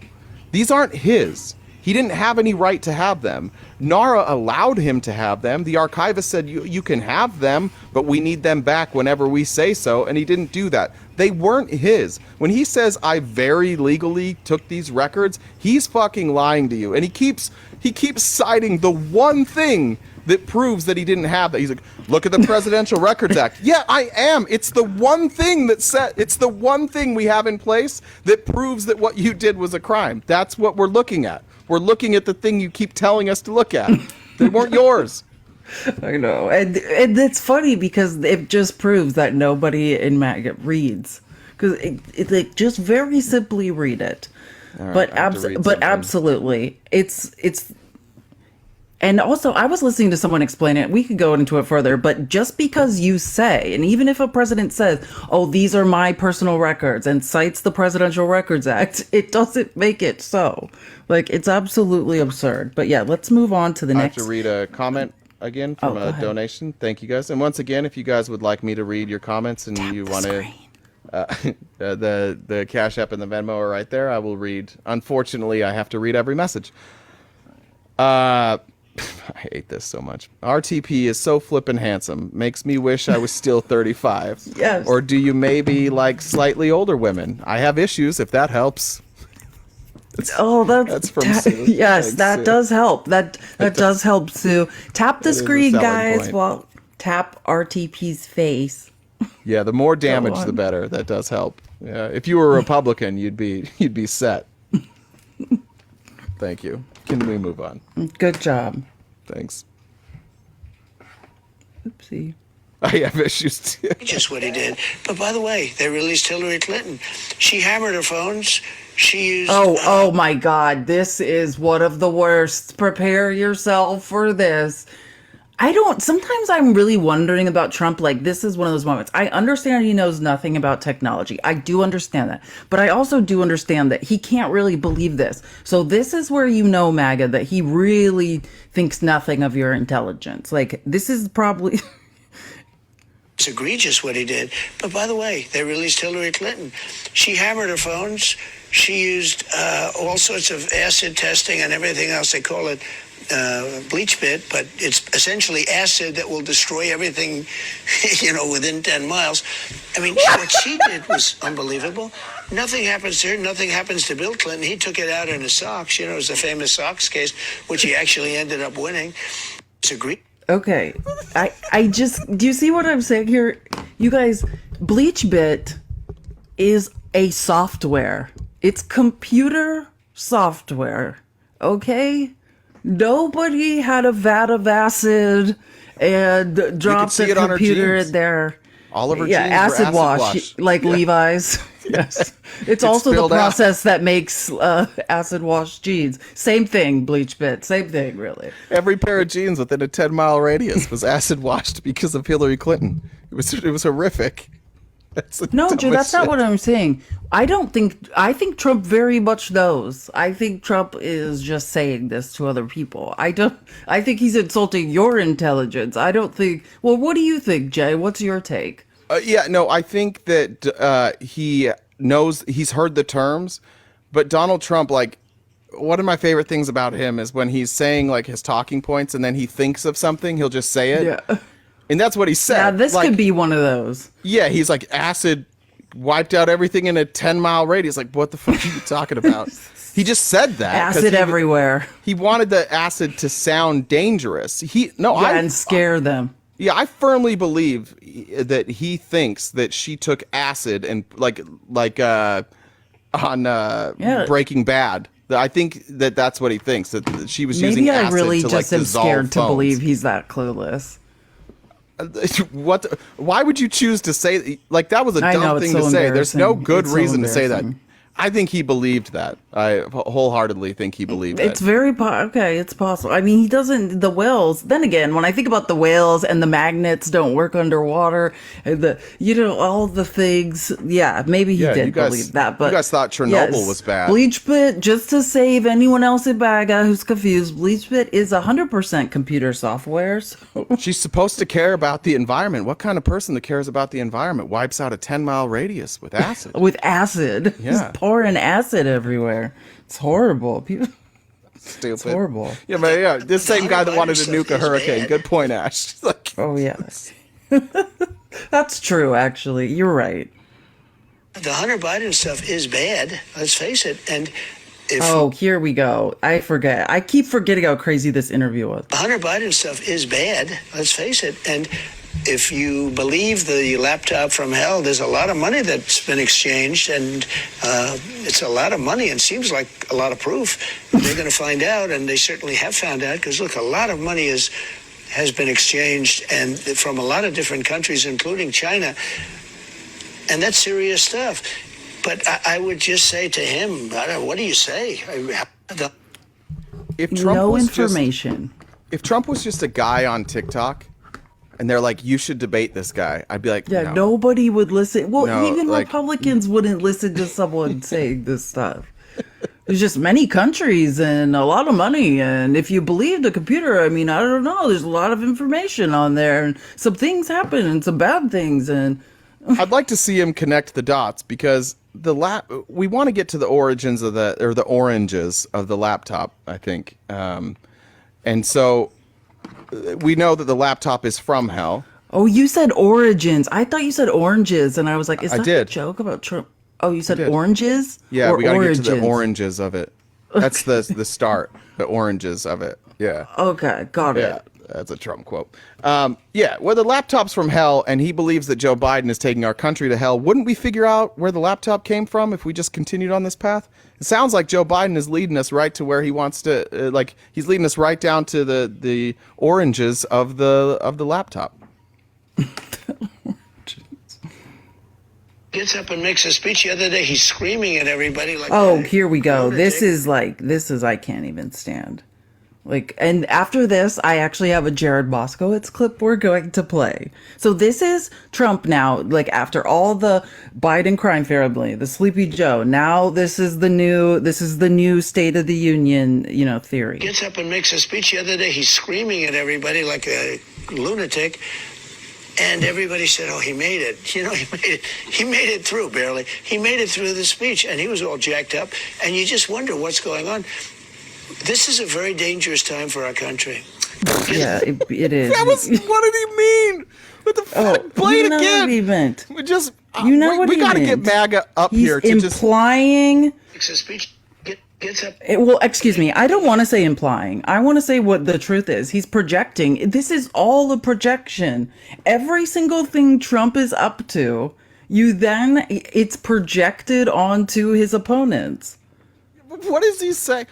Everybody said he barely made it, and they were excited, and he was all jacked up. This country's going to hell. You didn't say anything, guys. About as much as he said in the last clip. He doesn't say anything. I'm so frustrated with this idea, that Joe Biden is being platformed as the dumb guy. Can we stop? He doesn't say anything. He can't even explain his own thoughts. Donald, this is how dumb the MAGA movement has become, that Donald Trump can't complete sentences or come up with thoughts that make any fucking sense. So instead of being like, what if we didn't have a moron? They're like, he's speaking in code. And now everybody has to take his speeches after and be like, what did he really mean by that? He doesn't know. He doesn't know what he meant. He doesn't know. It's not code. It's not 4D chess. He's just fucking dumb. That's it. That's the whole thing. He can't complete sentences. He can't put sentences together that make sense. This is not 4D chess. It's just a dumb guy that has money, and you think because he has money, he's smart, but he's not. He's really fucking dumb. Extraordinarily dumb. Painfully. Yeah. And also this host, is just sitting there oh yeah, he didn't say anything. Why don't you ask him? I keep asking you questions. You've yet to answer one. Like, at some point, are you going to say something? What the fuck was that? I don't. But they're so brainwashed too. They're like, God damn, he's so smart. I can't figure out what he's saying. No, it's dumb. It's just dumb. Stop. People need to have MAGA. Look me in the eyes right here. I'm right here. Believe in yourself. Have more confidence. You're not the dumb one. The person talking is the dumb one. Believe in yourself. It's not confusing because you don't get it. It's confusing because it's dumb. Okay? Just I need you to know that. You're better than this. We can do this together. But you're not the dumb one. He is. He's the dumb one. Okay, so now I want to play this Jared Moskowitz clip. This is Jared yesterday, which on Meidas. Well, now MAGA Republicans and right-wing media are saying that the reason President Biden performed so well at the State of the Union and in the speeches that he's been giving recently is that he's on performance-enhancing drugs. That's actually... I heard he drank a Celsius. I think he drank a Celsius. I mean, that's what I'm being told. He drank a Celsius. Yeah, that'd be a good, promo here. Like, Celsius, delicious. But isn't this amazing? President Biden, he's slow, he's sleepy, he's senile, right? That gets beamed in everyone's brain. Then if you watch the oversight hearing, he's an international super mastermind with his son Hunter. Okay, then he's slow and he's sleepy, right? Then he goes and does the State of the Union. Then it's drugs. He's on drugs. Okay, how do they get away with this garbage? I mean, come on. I mean, people, I know if a Trump viewer is watching this video, you cannot really think that there are 4 different Bidens out there, right? I mean, this idea that they're selling all of these different motions, and once they try to paint him one way and it completely fails, they go another way, and then that completely fails, and then they're like, let's go with drugs. Let's go with the 80-year-old doing drugs, right? Like, there he is. There's an Adderall shortage going on, but you know why? It's because President Biden has it all. He's got all the Adderall, and he needed it for his State of the Union. I mean, this has just become such a joke. Here's the truth. There's nothing wrong with President Biden. He's completely with it, even in his 80s, okay? And they don't know how to deal that. They don't know how to deal with that because that was how they were going to run the campaign. They were going to run it on the border, and they were going to run it on his age. And now the age thing is gone. It's gone.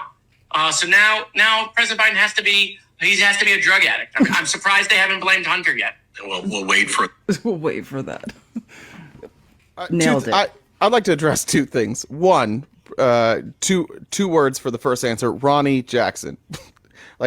Let's not talk about drugs. Wait, can I mention one thing about Ronnie Jackson? Did you see, and I don't know if we ever mentioned it on here, and I just want to mention it, Ronnie Jackson has been demoted.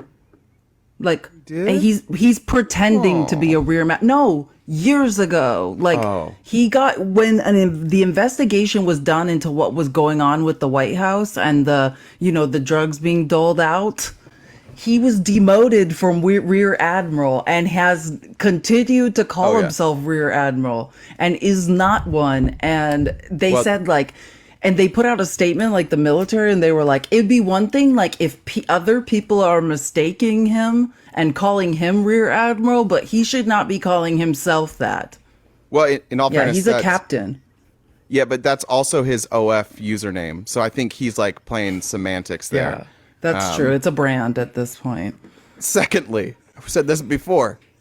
I am pro Joe Biden being on performance-enhancing drugs. I'm pro. This, again, wouldn't be a criticism. Remember, I remember the years of Trump, we talked about that he was clearly on supplements, and they're like, who cares? Who cares? Okay. I don't care. Even if it were true that Joe Biden were on Adderall, I don't care. Why would I care? I'm on it. It's terrific. It makes it so that I can speak for 3.5 hours. Otherwise, I would just get distracted by everything. Great. If he was on that, terrific. I am pro performance enhancing drugs. This is not a sport. There is no drug testing. I'm sure there are many people in the halls of Congress who have ailments that require medication that improves their performance. I'm sure they all do. This is where the GOP is now. And the reason that they're saying this, everybody said Joe Biden did a good job, but does anybody notice that he had more energy? It's because he fucking killed it. That's why. And he caught the Republicans multiple times. He did this, like, he played this. This was on repeat. That's why the Sleepy Joe narrative is so embarrassing. Well, this guy shows up and bests all of you at once. It's one on the Republican, on the 118th Republican conference, and they lose. I heard you guys are going to cut Medicare. Boo! Oh, you're not? Terrific. Great. We're all on the same page. I heard you're going to cut taxes for billionaires. Into it. Boo! Oh, you're not? Great. Like, he's out there just like, that was a cakewalk for him. He dominated. And that's why they need to talk about something else, because it was effective. And it did at least add some fire there, that when they do try and cut Medicare and Social Security, you can just play that clip over and over. It's like, why'd you guys boo at that then?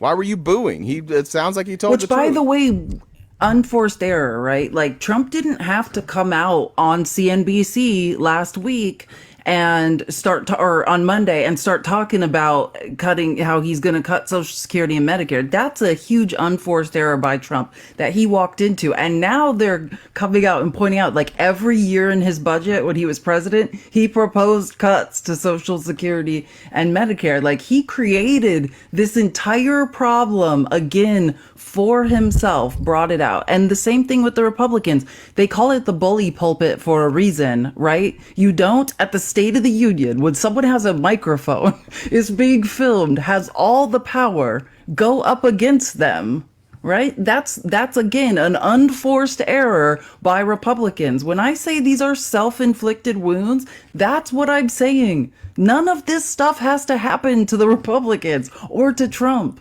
You know what they're not talking about? Oh, here comes a bad joke. I can see it in your face. It's not even a bad joke. You know what they're not talking about? Katie Britt.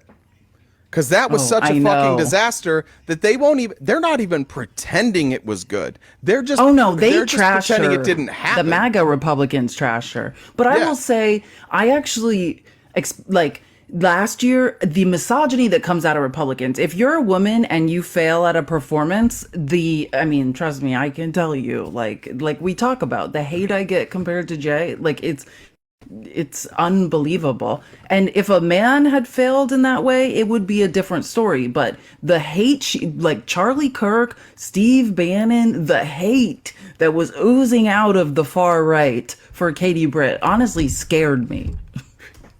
It should scare her. That's the like what she did was embarrassing, but it should also scare her. Here we go. Jeff's going to tell us why. Does it scare you, Jeff? Jeff, tell us why Katie Britt was great. Really scared right now. I'm rocking back and forth. There's our little star. How have you been? There's Jeff?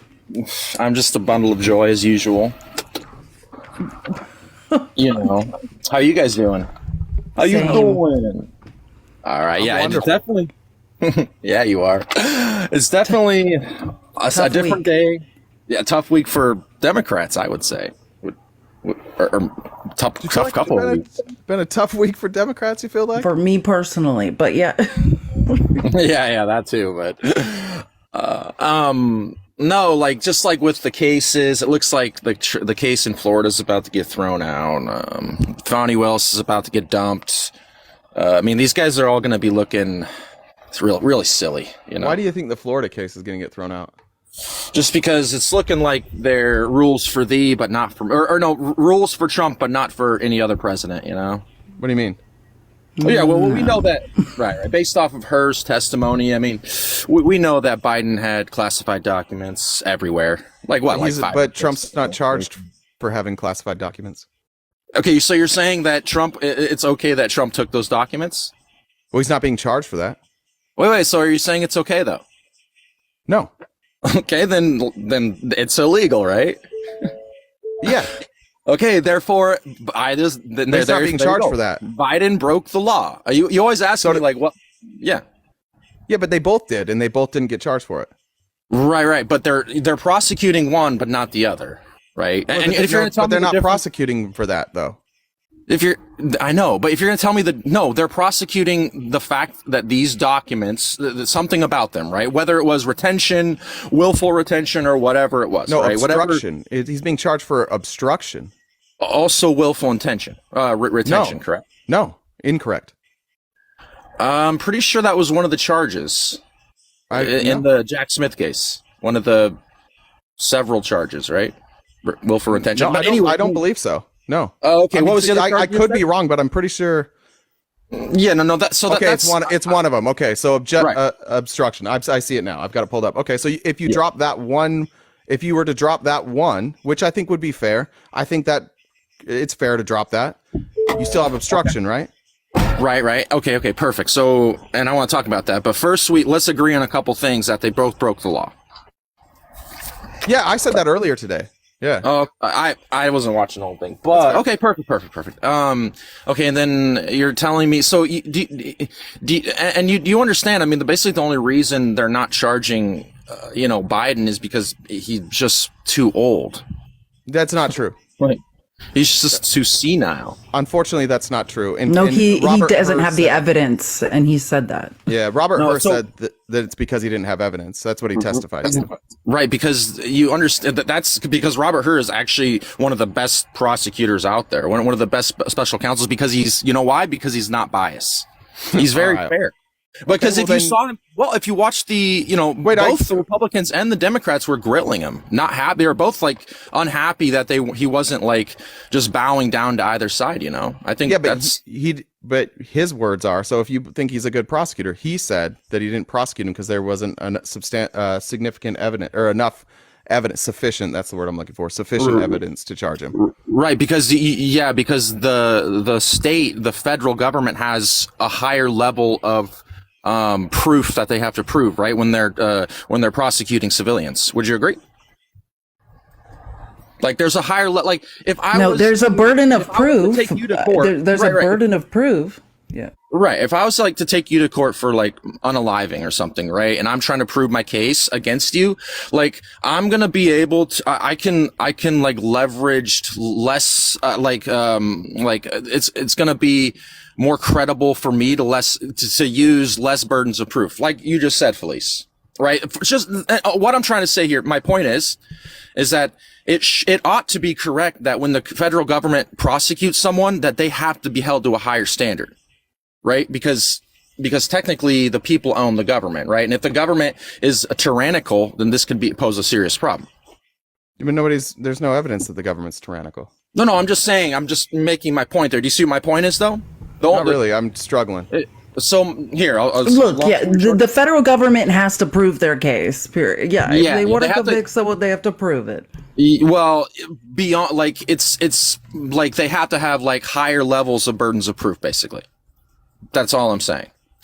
So anyway, they don't the same what Hur said about Biden and the documents. That's the same. That's what Jack Smith should be saying about Trump, right? But because he's biased and because he's a terrible deranged prosecutor, what should he be saying against Trump? Or he should have said the same thing that Hur said. Which part? Hur said a lot of things. None of this is proven beyond a preponderance of absolute doubt that he willfully retained the documents, right? Well, the obstruction charge is the one that carries the most weight, and that's almost. I mean, that's obvious. Oh, okay. Okay, you're right. I forgot about. Okay, so tell me the obstruction and what proof they have about it. What? No, this is let me just say one thing. Then I love watching you guys argue, but this is really the point. Nobody is in trouble for taking the documents. Historically, no one's been charged with that, right? But Trump is charged with obstructing an investigation, right? The cover up, not giving.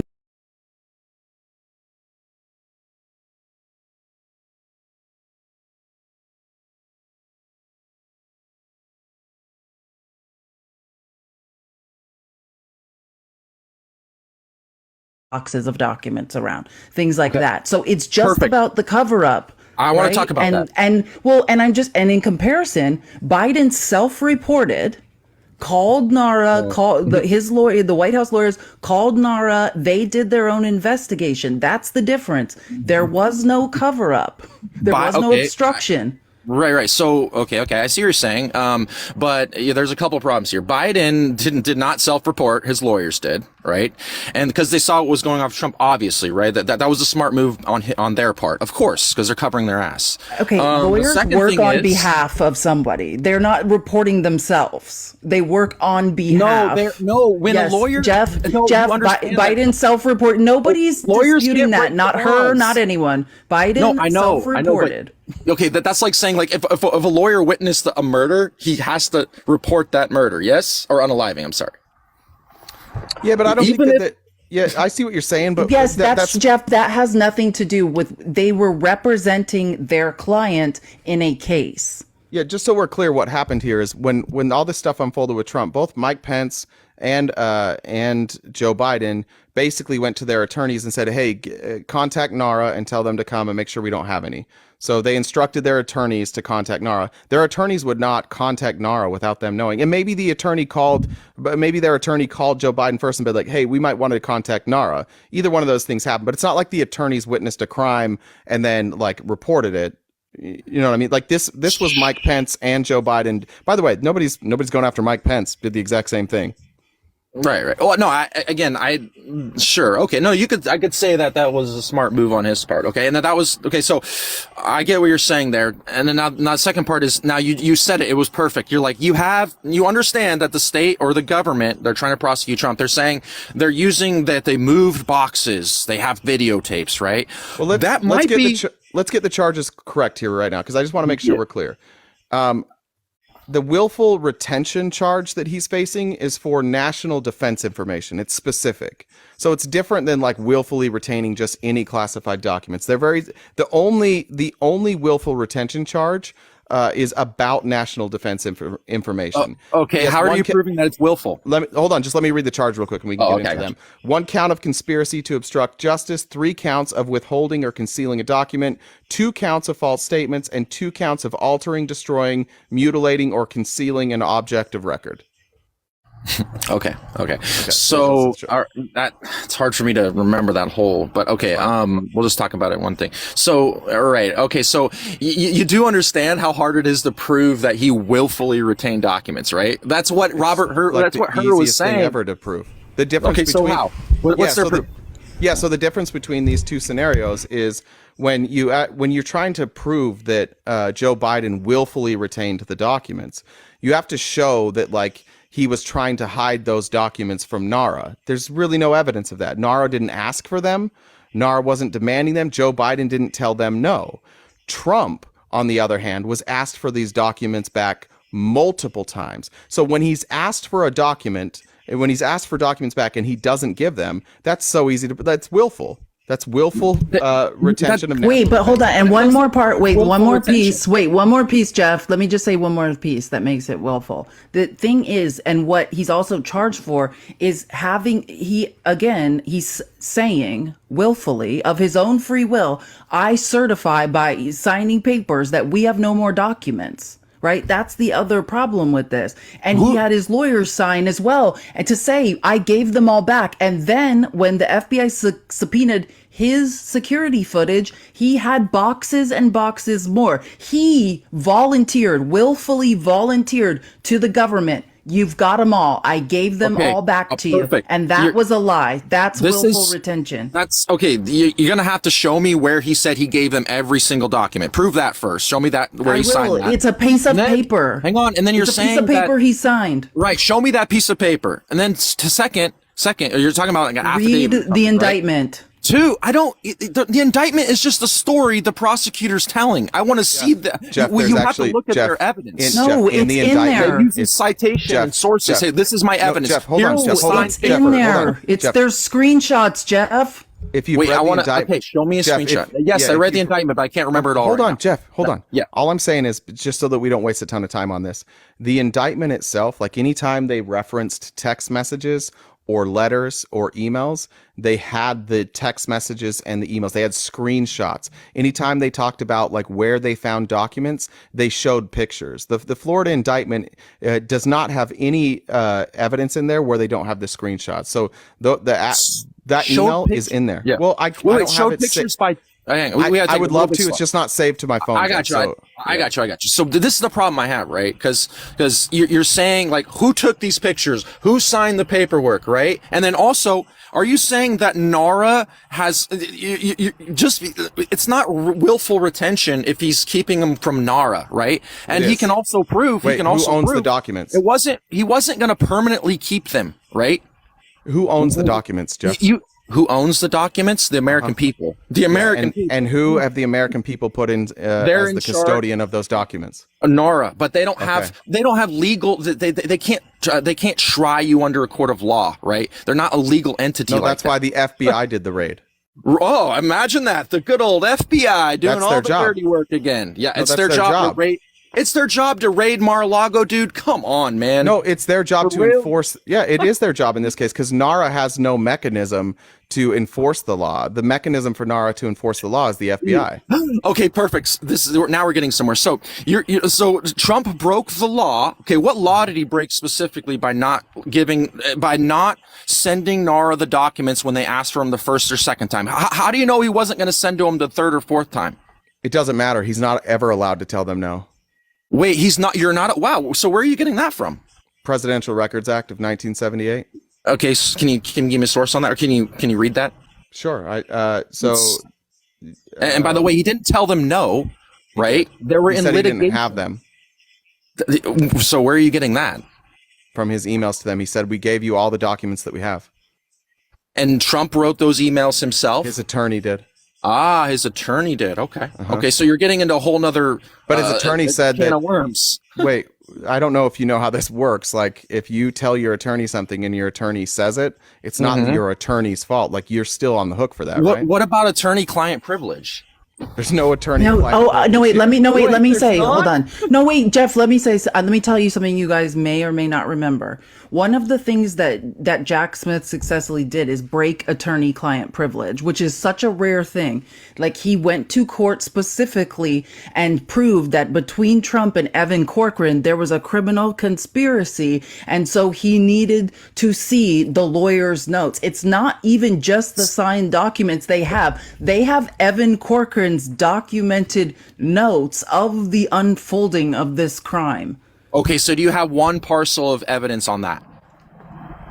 Because I've been like, I've never seen these like so-called. You're saying that because when it comes to lawyers and Trump, right? Like, there's so many like gray areas and so many, like, for example, when you watch the Fani Willis shit going down, that whole argument was it was attorney-client privilege. So I'm glad that you guys are admitting that she had the dude had none. But the ruling in that case was that there was only some things that fell under attorney-client privilege, which is why that attorney was forced to testify, because not everything that you say to your attorney falls under attorney-client privilege. They were able to show in the Fani Willis case that some of the conversations that were happening didn't relate to his work as his divorce lawyer, and so that testimony was admissible and could be compelled. That's what we found out in the final. I just wanted to make a point about that because there was a lot of bitching on the left about that. But anyway, could have been. Okay, so you're telling me that they're proving this willful retention, right? That they're saying that, for one, NARA requested every single document back by name, by each document, like they knew what they had, or they just generally requested he give all the documents back. Because also Trump can claim that he declassified some of these documents as well, which is actually within his purview of power. Well, he did claim that, but in order to declassify, there's a process for that. Okay, so here's what I'm getting at. And he's on record holding a classified document, showing people a classified document, and there's a recording of him saying, you can't. There's a recording of him saying, I could have classified this when I was present, but now I can't. Okay, so let me make my point about that whole thing. I've been trying to make this point when Felice brought up in the boxes in the video. So you understand that the state or the government cannot prove what is actually inside those boxes at the time they're being moved. You understand that, right? Like, you don't know what's inside them. Wait, yeah, you're probably right. Hold on, Jeff. It's not about what they can prove is inside the box. They knew which documents they were missing. They didn't know where the documents were. But there's a record. Like when you're the president, all these documents are recorded. The NARA had a record of all of these documents. So when NARA doesn't have the document, they start reaching out trying to figure out where the document was. And originally they didn't go just to Donald Trump. They went to people who worked for him. They went to Mark Meadows. Mark Meadows was one of the key people here in this case. His testimony led to finding a lot of these documents. But NARA, as the archivist, it's their job to preserve those documents. And they didn't have them, but they knew the documents existed. So they asked Donald Trump for those documents. And Donald Trump's like, well, we went through everything, and the documents you're asking for, we didn't have those ones, but here's everything that we had. And they did that, I think, at least 3 times. It might have been more than that. But at least 3 times he told them, we don't have these documents. And then it turned out he did. So how do you know Trump didn't actually know? So you think that Trump genuinely knew every single classified document he have? No, of course not, right? And I don't think that's the claim that they're making. I said what he said is there's certain documents that they asked for that he claimed they didn't have, and they did. And he had his attorneys and his people going through those documents. Some of the documents that they asked for wound up at Bedminster. And one of those documents in particular, he's on tape bragging about. He says he's holding it up and showing it to Let me read it. Let me just read it. That doesn't prove anything. Hey, Jeff, page, yes, it does. I've heard it yes, 100 page times, 60. Yes. Listen, I don't know. We'll have to see yet. We'll have to try Trump declassify it. Figure out. Yeah. Trump, see, as president, I could have declassified it. Staffer, laughter. Yeah. Trump, quote, now I can't, but this is still a secret. Okay, perfect. So in a court of law, how do you know what he was holding? Well, how do you prove it? Like, if Trump says she's a witness, she's a witness in the case, Jeff. When you ask the question, let us answer it, please. Now you're walking yourself into a corner right now, because Jeff, how do you? Jeff, yeah. When you ask the question, please let us answer it. Okay, I don't don't ask questions for you to answer. Wait, hang on. Let me answer the first part. The first part is that person is a witness. The second part is we have it recorded. And the third part is they'll probably find that document. And you have to just prove this case beyond a reasonable doubt, right? You don't have to prove it absolutely. No, the government, the United States has to prove it absolutely. No, and beyond a reasonable doubt. Yeah, which is absolutely and unequivocally. It's different. No, it's beyond a reasonable doubt. Here's the reasonable doubt, right? You're saying you're making all these claims based off of audio. There's no visual, right? I know, but what would he have been holding up instead, Jeff? It could, right, sure, maybe it was, maybe it wasn't, but it's not beyond a reasonable doubt that he could have been holding newspaper clippings, because Trump, he's maniacal narcissist. You don't think he's smart enough to play it like that? He specifically said it wasn't a newspaper clipping. He said, let me find this. I was just looking this over. And then he pulls out this document and he tells them right then, this is off the record. He's okay, like, but hold on, let me finish, Jeff. Say it was, Jeff, let me finish, please. And then he said, look, this is Millie. Like Millie said, I think it was Iran, like that he wanted to attack Iran. He's like, this is Millie. Millie's telling me I should attack Iran. I apologize if it's not Iran. It might have been somebody else. But okay. And then he tells them, he's like, this is the guy. Like he's using this to attack Millie. And he shows them, he's like, I bet you didn't think I would show it this is to you. Iran. Is it Iran? But I did. I showed it to you. I bet you didn't even think I had that. It's going to be. So what's he going to like? That's pretty solid evidence. If I took my ex-wife to court and played an audio recording of saying she wanted to bang other guys or whatever, that would probably be enough to make my case and win the case, right? Because it's a civilian versus civilian, right? It's a different level of proof. But it's when the United States, people that are paid by the U.S. tax-paying dollars, right? I.e., they can prosecute people with tax-paying dollars. Right there, it has to be beyond a reasonable or preponderance of evidence. So let me ask you this: No, you're mixing up civil cases and criminal cases. How do you know beyond a reasonable doubt that he was holding classified documents? 100%. Tell me. We don't. Thank you. That's it. It doesn't have to be 100%. It does for the United States to sue a civilian. I don't think you know what reasonable doubt means. Jeff, this is not a lawsuit. Lawsuits are about damages. You are mixing up so many things. This is okay. Here's reasonable. It's not a lawsuit, Jeff. This is a criminal case. I know it's even more important, right? I agree, right? So take Trump's money, but you don't take his freedom and put him in jail, right? So here's the reasonable doubt. Your Honor, I was shuffling papers. Prove that I wasn't. The witnesses will testify. The witnesses have agreed to testify otherwise. One witness. Wait. Okay. Perfect. There were 3 witnesses in there. There were 2 women and Mark Meadows. There's more than one, but nice try, Jeff. Okay, wait. So, this is where it gets funny too. So, how are you going to prove that they knew what they were looking at to be a classified document at the time? That's a good question, and we'll find that out in court. But if you have, what are you going to do? Show the world a classified document? Well, no. You see how silly it gets? Wait, no. You see how silly this is? No, you're to prove a point. No, Jeff, that's not what happens. Jeff, there's rules for how cases involving classified documents are tried. That's why they take a long time, because they have to make sure not to make these documents public, and that only certain people are read into them and can see them, and all the lawyers have the right security clearances. Yeah, there's a process for this. Sorry about that. Yeah, what was your last part of your sentence? Police? I just said there's a process for this. Yes, for cases involving federal cases involving security clearances. There's a process for it. Do you see how like into the weed? How much money this is not ever going to pan out for Jack Smith. Like it's so wild, obvious, man. You already see Jeff, it. Do you not? Jeff, think this 3 is witnesses? the most open and shut case. Absolutely. 3. I only heard 1. Like, where are you getting 3 from? There were 2. So there was the writer, and there was another woman there. I can't remember who there she were is. staffers laughing in the background. You would have to read the indictment and read the transcript they were laughing. to know there's more than one person in there. Yes, Jeff, there was multiple Were they people all there. looking at the document? They're like, ooh, a classified document. Yeah, he was showing it to them. He held it up. He said, look at this. He told He did it. He How do you know instructs he them held to it look up? at it. Wait, how do you know he held it up? Because he says, look at this. How else would that doesn't mean he held it up. then it was, however it was, Jeff, he told them to look at it. What was he telling them to look at? Wait, guys, keep tapping the screen. Let's get to 300K. Yeah, what was he telling them to look at, Jeff? You can use that word like colloquially. No, what was he telling them to look at? Like, take a look at this, like just to get people's attention. Take a look at this classified document. No, he didn't say take a look at this classified document. That's not what he said. Read it again?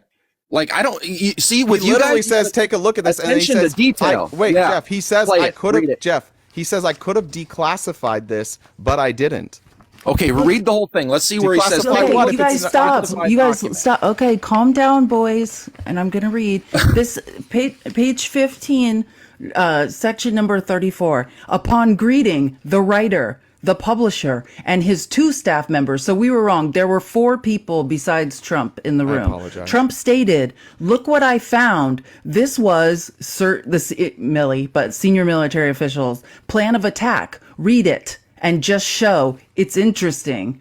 Later in the interview, Trump engaged in the following exchange. And, okay, Trump, well, with senior military official, let me see. I'll show you an example. He said that I wanted to attack country A. Isn't it amazing? I have a big pile of papers. This thing just came up. Look. This was him. They presented me this. This is off the record, but they presented me this. This was him. This was the Defense Department and him. Writer. Wow. Trump, we looked at some. This was him. This wasn't done by me. This was him. All sorts of stuff. Pages long. Look. Staffer. Trump. Wait a minute. Let's see here. Staffer. Laughter. Yeah. Trump. I just found. Isn't that amazing? This totally wins my case, you know? Staffer. Trump. Except it is like highly confidential. Staffer. Yeah. Laughter. Trump. Secret. This is secret information. Look at this. You attack and then Trump. By the way, isn't that incredible? Staffer. Yeah. Trump. I was just thinking because we were talking about it and he said he wanted to attack country A. And what? Staffer, you did. Trump. This was done by the military and given to me. I think we probably can, right? Staffer. I don't know. We'll have to see. Yeah, we'll have to try. Trump. Declassify it. Staffer. Figure out yeah. Trump, see, as president, I could have declassified it. Staffer, yeah, laughter. Trump, now I can't, but this is still a secret. Staffer, yeah, laughter. Now we have a problem. Trump, isn't that interesting? Right. Okay. Yeah. No. You shouldn't have read the whole thing. That's worse for your case. But no, not really. No, not really. Because you can use the word like when I say like look, that doesn't mean like actually like look, right? It just means to get your attention. But what if all 4 witnesses testified that when he said look, he held up a piece of paper that had classified information on it? Perfect. They can. That's why I asked the second question, right? That's How do they know? Right? How do they know at that time? Like Trump could have been holding a piece of paper that was nothing, right? How do they know that was a classified document? So, do you think that he was holding up a nothing paper, making up lies about a classified document, and not showing it to them? I'm casting a reasonable doubt, which that's I just not a reason. I would say that that's not reasonable. When everybody testifies that that's not what happened, that wouldn't be reasonable doubt. Wait. What does beyond a reasonable doubt mean? Yeah, meaning that beyond a reasonable doubt. Right. So how else do I explain that? Like, without a question, right? Guaranteed. No, not guaranteed. Not without question. Yeah. What? Like that's like saying that's like Jeff, it would guys keep tapping the screen. It would be beyond a reasonable doubt if you had a video. That's the only way you could prove it. Jeff, let's just say that I thought you were an alien from outer space, okay? And I made this assumption that you were an alien from out of space and that you came down on a spaceship to visit me. Now, everybody and I was playing in a soccer game. There's 22 people out there on the field. And I say that Jeff came down on a spaceship from outer space, and everybody else there says, no, Jeff just walked onto the field. And I said, his skin was green. And they're like, no, his skin wasn't green. His skin was Jeff colored skin, whatever colors, pale skin. He wasn't green. And I say, and everybody testifies that that's what they saw. And I go to court and I'm like, well, it doesn't matter. Prove to me. Where's the video? Is there video that Jeff didn't come down from space? See, reasonable means that like it makes sense. Right? If everybody else in the room is testifying that what happened, and you, the defendant, are like, no, they're all lying. It was a fake piece of paper. And they're like, nah, it was a real piece of paper. It said classified on it. We saw what he showed us. It was talking about Iran. He's like, no, I didn't show that. It was a newspaper clipping. And they're like, it wasn't a newspaper clipping. Those 4 witnesses versus the defendant's defense, that's going to be beyond a reasonable doubt. There's no question about that, Jeff. Okay. So it just sounds like I'm looking up this word because I want to actually read it. Which reasonable doubt definition. Because here's the problem, right? Then that you're just using a majority fallacy here. I don't care if 1 million people said I came from space and they're all it's not a whatever, fallacy, right? It's not a fallacy. Majority is not a fallacy. No, what? Pleading the you just said just because a bunch of people say you do this thing makes it more true. Yeah, it makes it beyond a reasonable doubt. That's not true. Jeff, under your standards, nobody would ever be convicted of a crime unless it was on video. It does. It is Dude, true. I just said what the state or the government has to prove. Not if you wanted to prove this, you would win that. You would be able to prove that. There's not a different. There's a different threreshold. No, there's not. There is. For the government to prove so. Okay, dude, if you have to know that it has a much higher level of proof for the government. What are you basing that on? Just base it off of common sense. No, we're working within the law here. Common sense is irrelevant. Right now? What's the law, Jeff? Someone in the chat, tell me. Someone smart, agree with me right now. Jeff, think about what you're saying. African Americans are convicted of crimes in this country all the time on circumstantial evidence. So, like, that's not true. Like, by who? By special prosecutors? No, by juries. Jeff, juries convict people. Juries convict people. You present a case, juries convict. I'm not talking about juries. You guys are. I'm talking about the federal government bringing charges, and when the jury's deciding, they give them 3 bases of those charges to see if they were guilty or not. They are held to a higher standard. Yes, they are. If you guys are crazy if you don't think they aren't. Now, RTP, if you took me to court and you made that claim, that would be beyond a reasonable doubt for a civilian versus a civilian, I would say. Jeff, I appreciate your argument, but unfortunately, what your argument is nonsense. There's not a different standard here.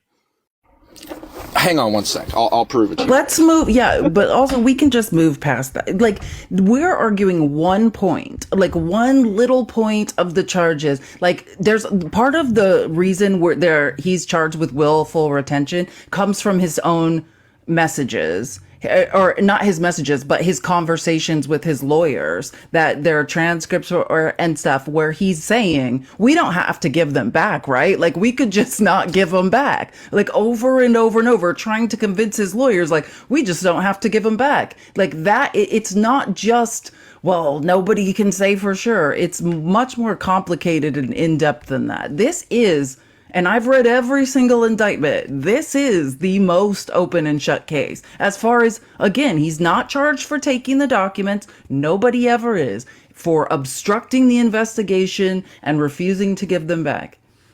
Okay, here, listen to okay, so, all right, so I don't want to, I'm kind of hone on this point here. So there is, so for one, if it's a criminal trial versus civil trial, there is a different level of proof. So in that regard, I'm right. Which we said it's liability versus, yeah, we but know that that. wasn't my point. I know that wasn't my point, but I'm saying that. So a standard of proof in criminal trial gives a standard of proof in criminal. No, I'm looking for federal.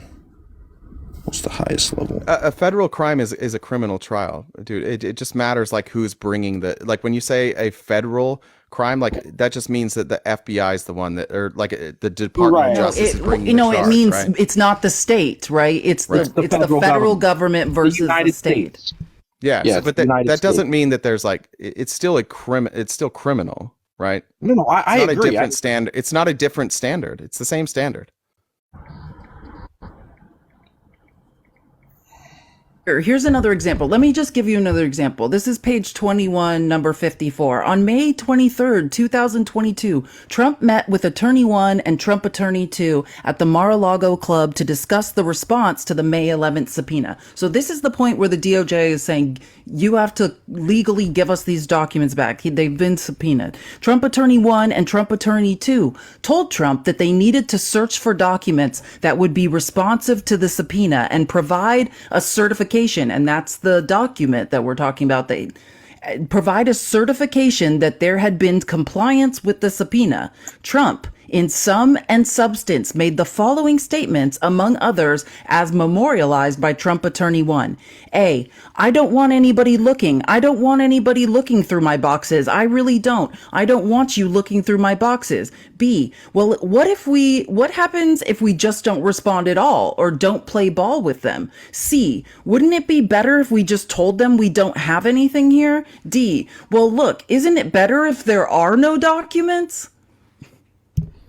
Okay. You said that these were text messages. So, I can't find anything about what I was saying. What I think I was saying, and we were pretty much right, and it doesn't really prove a point or not, is that the prosecutor has in a criminal case, they have the, they have to be guilty on a reasonable doubt. Yeah, the burden of proof. So anyway, yeah, I'm sorry, but you're right about that. I think I was getting it confused between civil and I'm still going to look into that because I think I was onto something. Well, Jeff, think about what you're saying here. What you're saying, if that were to be true, what you're saying is that because he's the former president, that the law should be different for him, that there should be a higher level of proof required for the president or a former president than for you and I. And I don't like, of course we wouldn't do that in this country. Of course we wouldn't make it. I mean, it happens.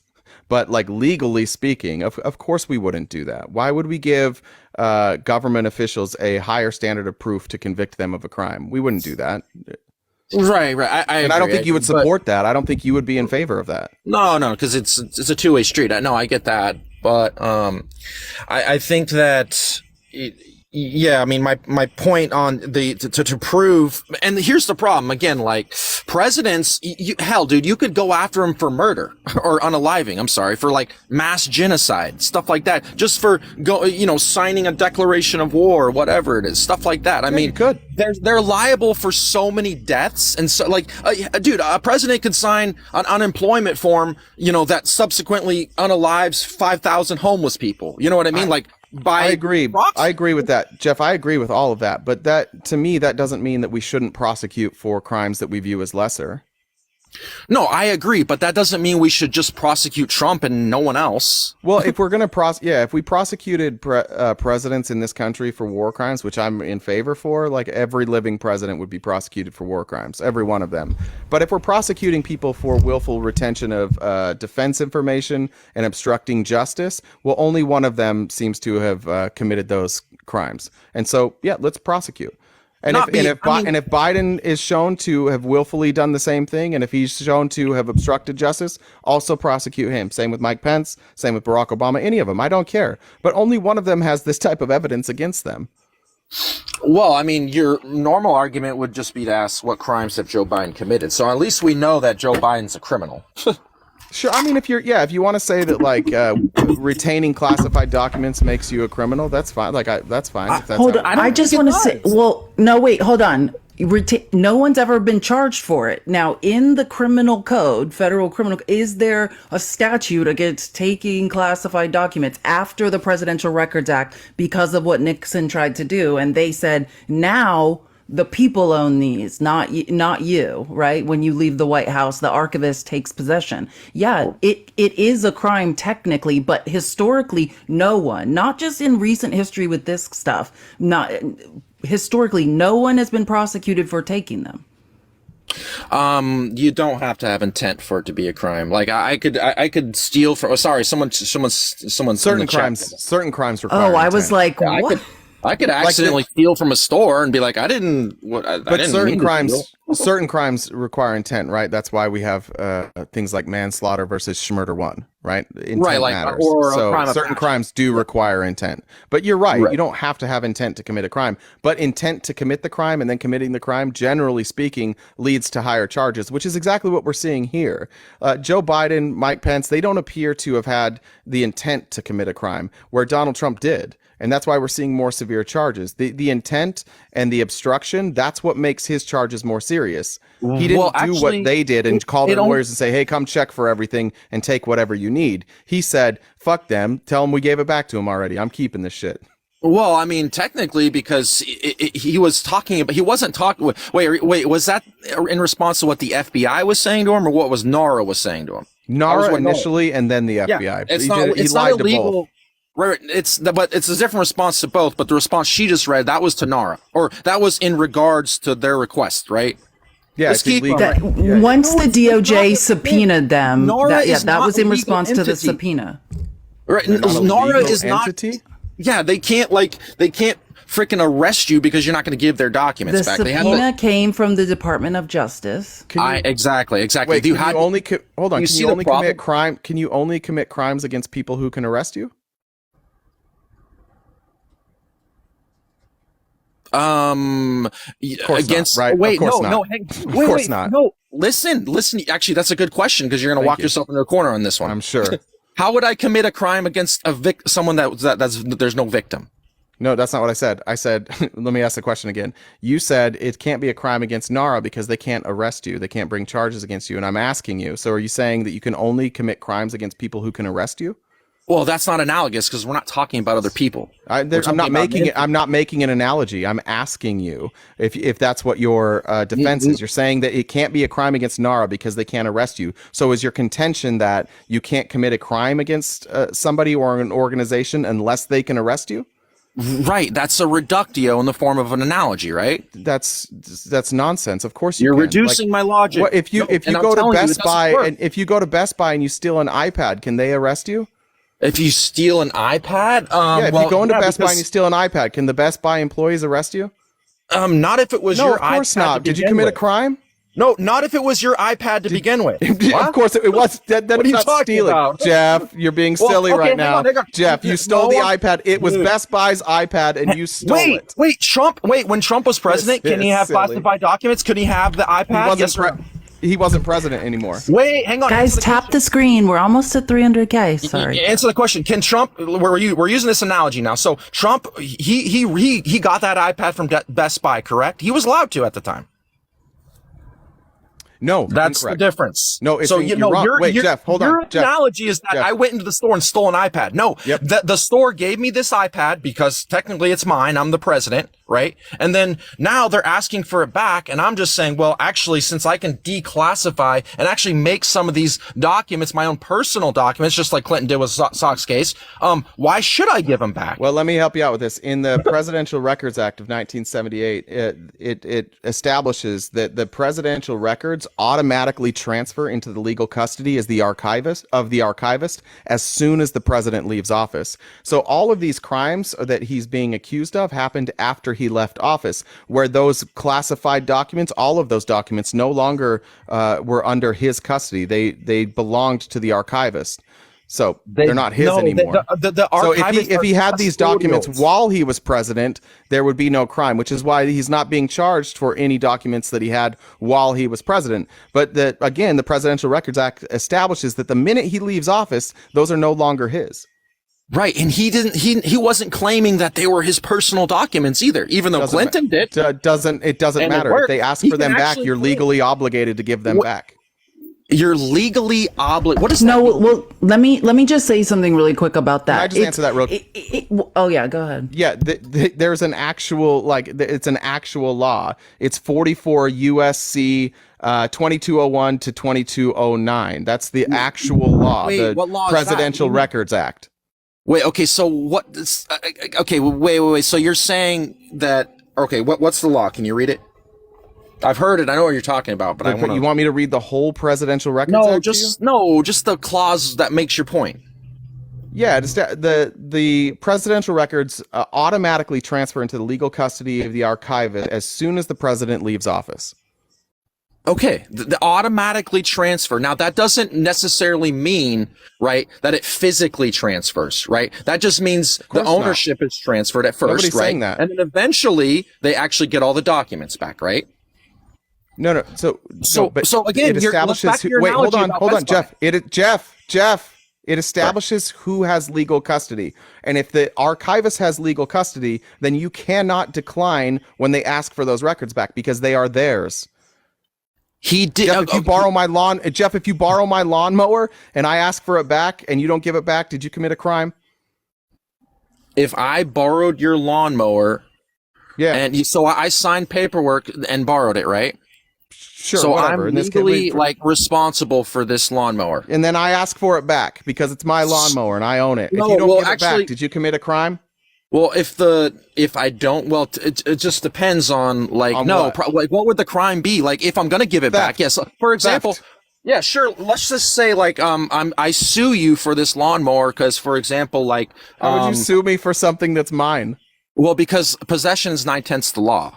That's a made-up thing that people say in movies. No. That's not Jeff. a real law. Jeff, that's not a real law. Don't do that. Wait, Jeff, RTP, that's just something made up. That's not a real thing. Hang on, buddy. If you own a rake, that's not a law. It's just a saying. Of course, I don't Jeff, think that's a law. are you trying to say if you borrow my lawnmower, you Let can him have go. it? Jeff's cooking No, that's now. not Where what are I'm you saying. going, But I'm Jeff? saying I can Land sue you for it. Land this plane so I can get off. I can sue you for it, and I can tie you up in litigation for it. That doesn't mean that I can get raided and arrested. You can't sue me for something that's mine. Yes, I can. Oh, it's the same as I'm renting out. Okay, if I'm renting out your house and you want to kick me out, can you kick me out that same day? Depends on what state you're in. No, you can't. You have to go. No, depends on what state you're in. Process. In California, right? You have to go through the legal process. California you have to get a sheriff. In California, you can stay for like a year. Yeah, exactly. Hold on, you Jeff, could not evict someone.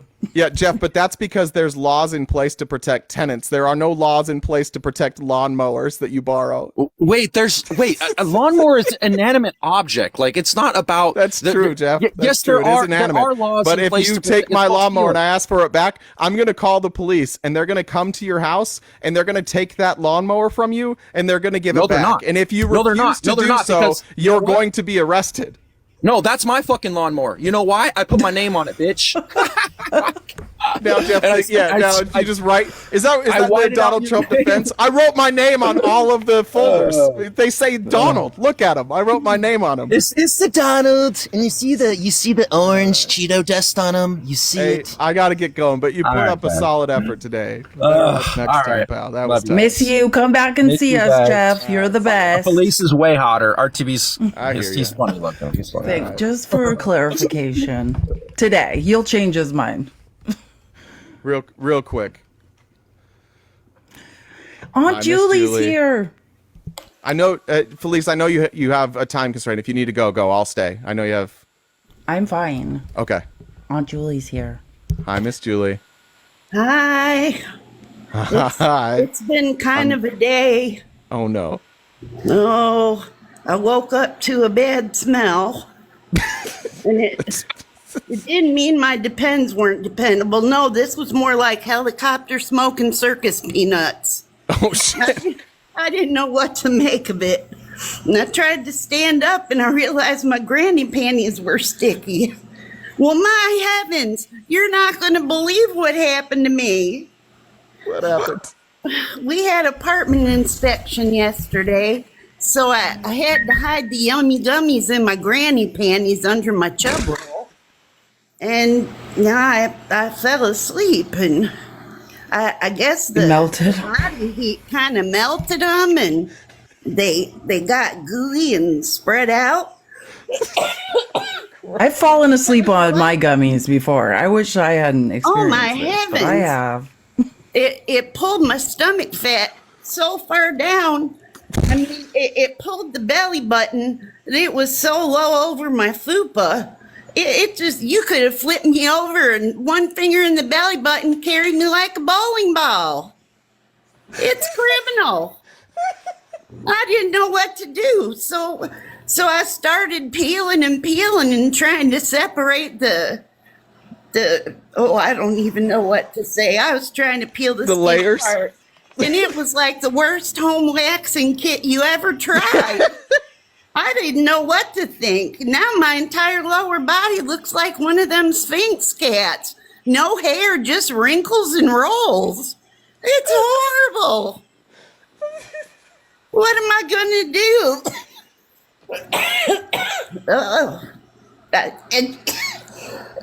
I'm just gasping from the pain. I still haven't recovered yet. Yeah. That gives a whole new meaning to a 3-whole night. Oh my God. But I tell you, as I sat and reflected after that, I'll just tell this one little bit. Yes, ma'am. I have made some questionable choices in my life. You know, one or two that were kind of serious. As have we all. Yeah, like the night I met my ex-husband at the bar. I thought he was cute. He had his baseball hat and a little polo shirt on, and I was feeling sassy. That means lit.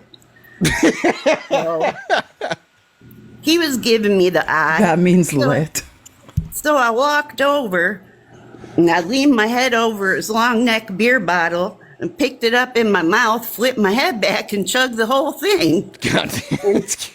So he offered to buy me another one if I'd sit with him. So I did. Not that he was cute enough. He seemed normal.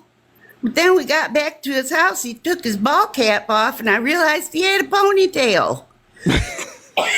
Well, that ponytail was attached to a mullet. Oh. And I married him anyway. And after we got married to this man with the long mullet, he decided he wanted it curly. And since I had gone to beauty school, I was the one responsible for perming my husband's mullet. I should be shot for crimes against beauty. It was wrong. I tell you, Jay, it's just not right. It's not right. Bad choices. So I'll leave it at that because I know you guys have gone over. But well, hey, for the gifts, everybody. Do you have some aloe vera on the way that could you know, that new skin that after you peel the layer off that can be sensitive? Maybe some aloe vera would be. Yeah, would be a good idea. I'm a little worried. I've got a sweat sock full of cotton balls stuffed in there so it doesn't stick. A sweat sock? Well, I had to try something. You know, I live alone, and after I put those 7 locks on the door following the Twinkie disappearance, if I get hurt, I'm really shit out of luck. Yeah. So, all right, well, I'll let you kids go. It was nice talking to you both. Thank you. Thanks for checking in. Everybody. You're fantastic. I love you, Miss Julie. Thank you so much, Aunt Julie. I love you. And we got to over 300K. Thank you for getting us to over 300K. We appreciate it so much. I love you, Miss Felice. And I love you, Jay. You know you're just my favorite little fella. Thank you. You guys have a good night. Love you. Bye. Bye. I can't. 9:30 a.m. to 1 p.m. Pacific Standard Time, Monday through Friday. We've got one more day this week, and I don't know how we can top that. But we'll be here tomorrow morning. Thank you guys for the gifts, for the donations. Make sure you follow us on our other social media platforms, specifically YouTube. That's the most important one. If you're not following us there, I sure would like it if you did. You can find me on Twitter and Instagram and Facebook as well. All those links are in the bio. Felice stays off those apps because she doesn't hate herself quite as much as I hate myself. So. Anyway, see you guys Felice? tomorrow. No, that's good. I had a good time. It was a good end to the show. Very entertaining. We'll see you guys tomorrow.